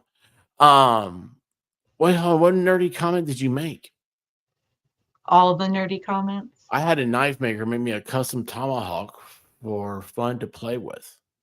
Ooh. Yeah, that's not good. Major Mom Primetime NCIS. Gotta go. Nice. NCIS has Mark Harmon, right? I don't know anymore. That show's been on for like 15 years. Mark Harmon's greatest movie was Summer School. Anyway, yeah, so like that whole Vegas Rick, it was came to the conclusion that American Psycho is actually the prequel to Batman. They both Patrick have Christian Bateman. Bale. Patrick Bateman, that's his name in there. That's Christian Bale's name, right? Mm-hmm. Paul Allen was like, the other guy. So Patrick Bateman is Bruce Wayne, obviously, because he was Batman, right? Mm-hmm. Think about it. He works at a company. She, oh, by the way, his fiance in that is Catwoman, Selena Kyle. But didn't he And inherit his wealth so he wouldn't have had to work at that firm and have those? She says to businesses? him, I don't even understand why you don't take things. He goes, I can't take the time off. Why? Your father practically owns, or your father owns the company. See? Okay. Paul Allen, the guy that keeps getting the names wrong and everything. What's his name in real life? Jared Leto. He played the Joker in Suicide Squad. Yeah. Or yeah. Okay. So, right, you got him. So and then so you got what's her name? His girlfriend is Catwoman, Selena Kyle. You got Jared Leto is Joker. What was the one? He talks to his attorney at the end, and he's like, "You got to help me." Blah, blah, blah. Well, that's Harvey Dent, the guy the gay guy in the bathroom. It's like, "Oh, Patrick, I've waited for this moment all my life." That obviously would be the Riddler. I'm gonna go rewatch that with all those in mind. Willem Dafoe's character, the detective investigating, that is James Gordon. James Gordon. Isn't he the James Two-Face? Gordon, Commissioner Gordon. You know, the detective. Think about the such a detective better that's memory investigating. than me. No, it's weird because we started breaking this down, and it's like, oh my gosh. So if you think about it, because everybody says, well, at the end of American Psycho, did he commit the murders or not? What you're watching is, because let's face it, Bruce Wayne is crazy. I mean, sure, clearly he has issues. Definitely He traumatized. puts on a mask and pretends to be a bat. So the guy, you're watching him fall into that darkness that all started with the murder of his parents as a child. And he tumbles down into that road, and the people that are around him are the people that are there. It works out. In my weird brain, it works out. And so if you go from watching that movie to watching Batman, the first Batman that Christopher Nolan did, and then all of a sudden you're like, oh, this kind of does work out, because at the end of it, when he goes crazy, he's calling his attorney and everything else, he's like, that's when he goes off to Singapore, wherever the hell he went to in Batman. I'm telling you, it's the prequel. You can work it all out in your brain to be the prequel of it. And it's such a weird way of looking at it, because no one ever really explains that part of Bruce Wayne. Yeah. So,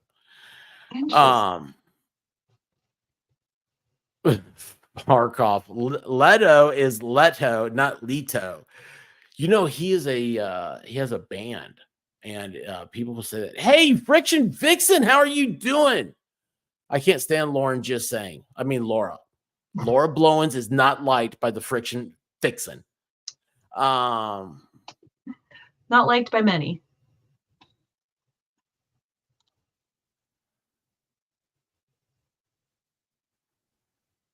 Harry Williams said something. I have no idea what you're talking about. Chris Mullen, how are you doing? And let's see here. I do this right. Yeah, 30 Seconds to Mars. That's what it is. Farkoff. Thank you for saying the name of that band, because I always forget. I would know about them. Know too much about them. Guys, I appreciate y'all being here. Johnson, thank you so much. And I'm sorry for saying sorry.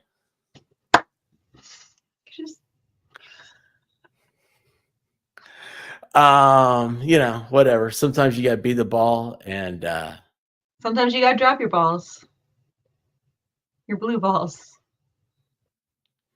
Good night, everybody. I woke up to go get me a cold pop, and then I thought somebody was barbecuing. I said, "Oh Lord Jesus, it's a fire."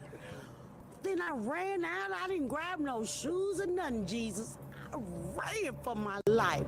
And then the smoke got her. I got bronchitis. Ain't nobody got time for that. Ain't nobody got time for that. Ain't nobody got time for that.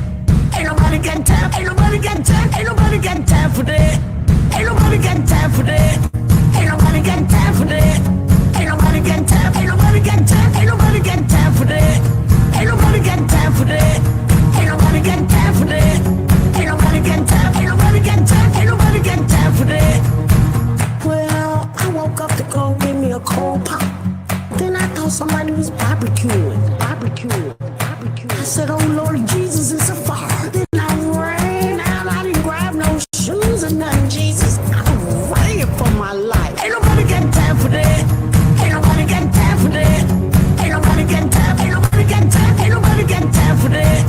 Ain't nobody got time for that. Ain't nobody got time for that.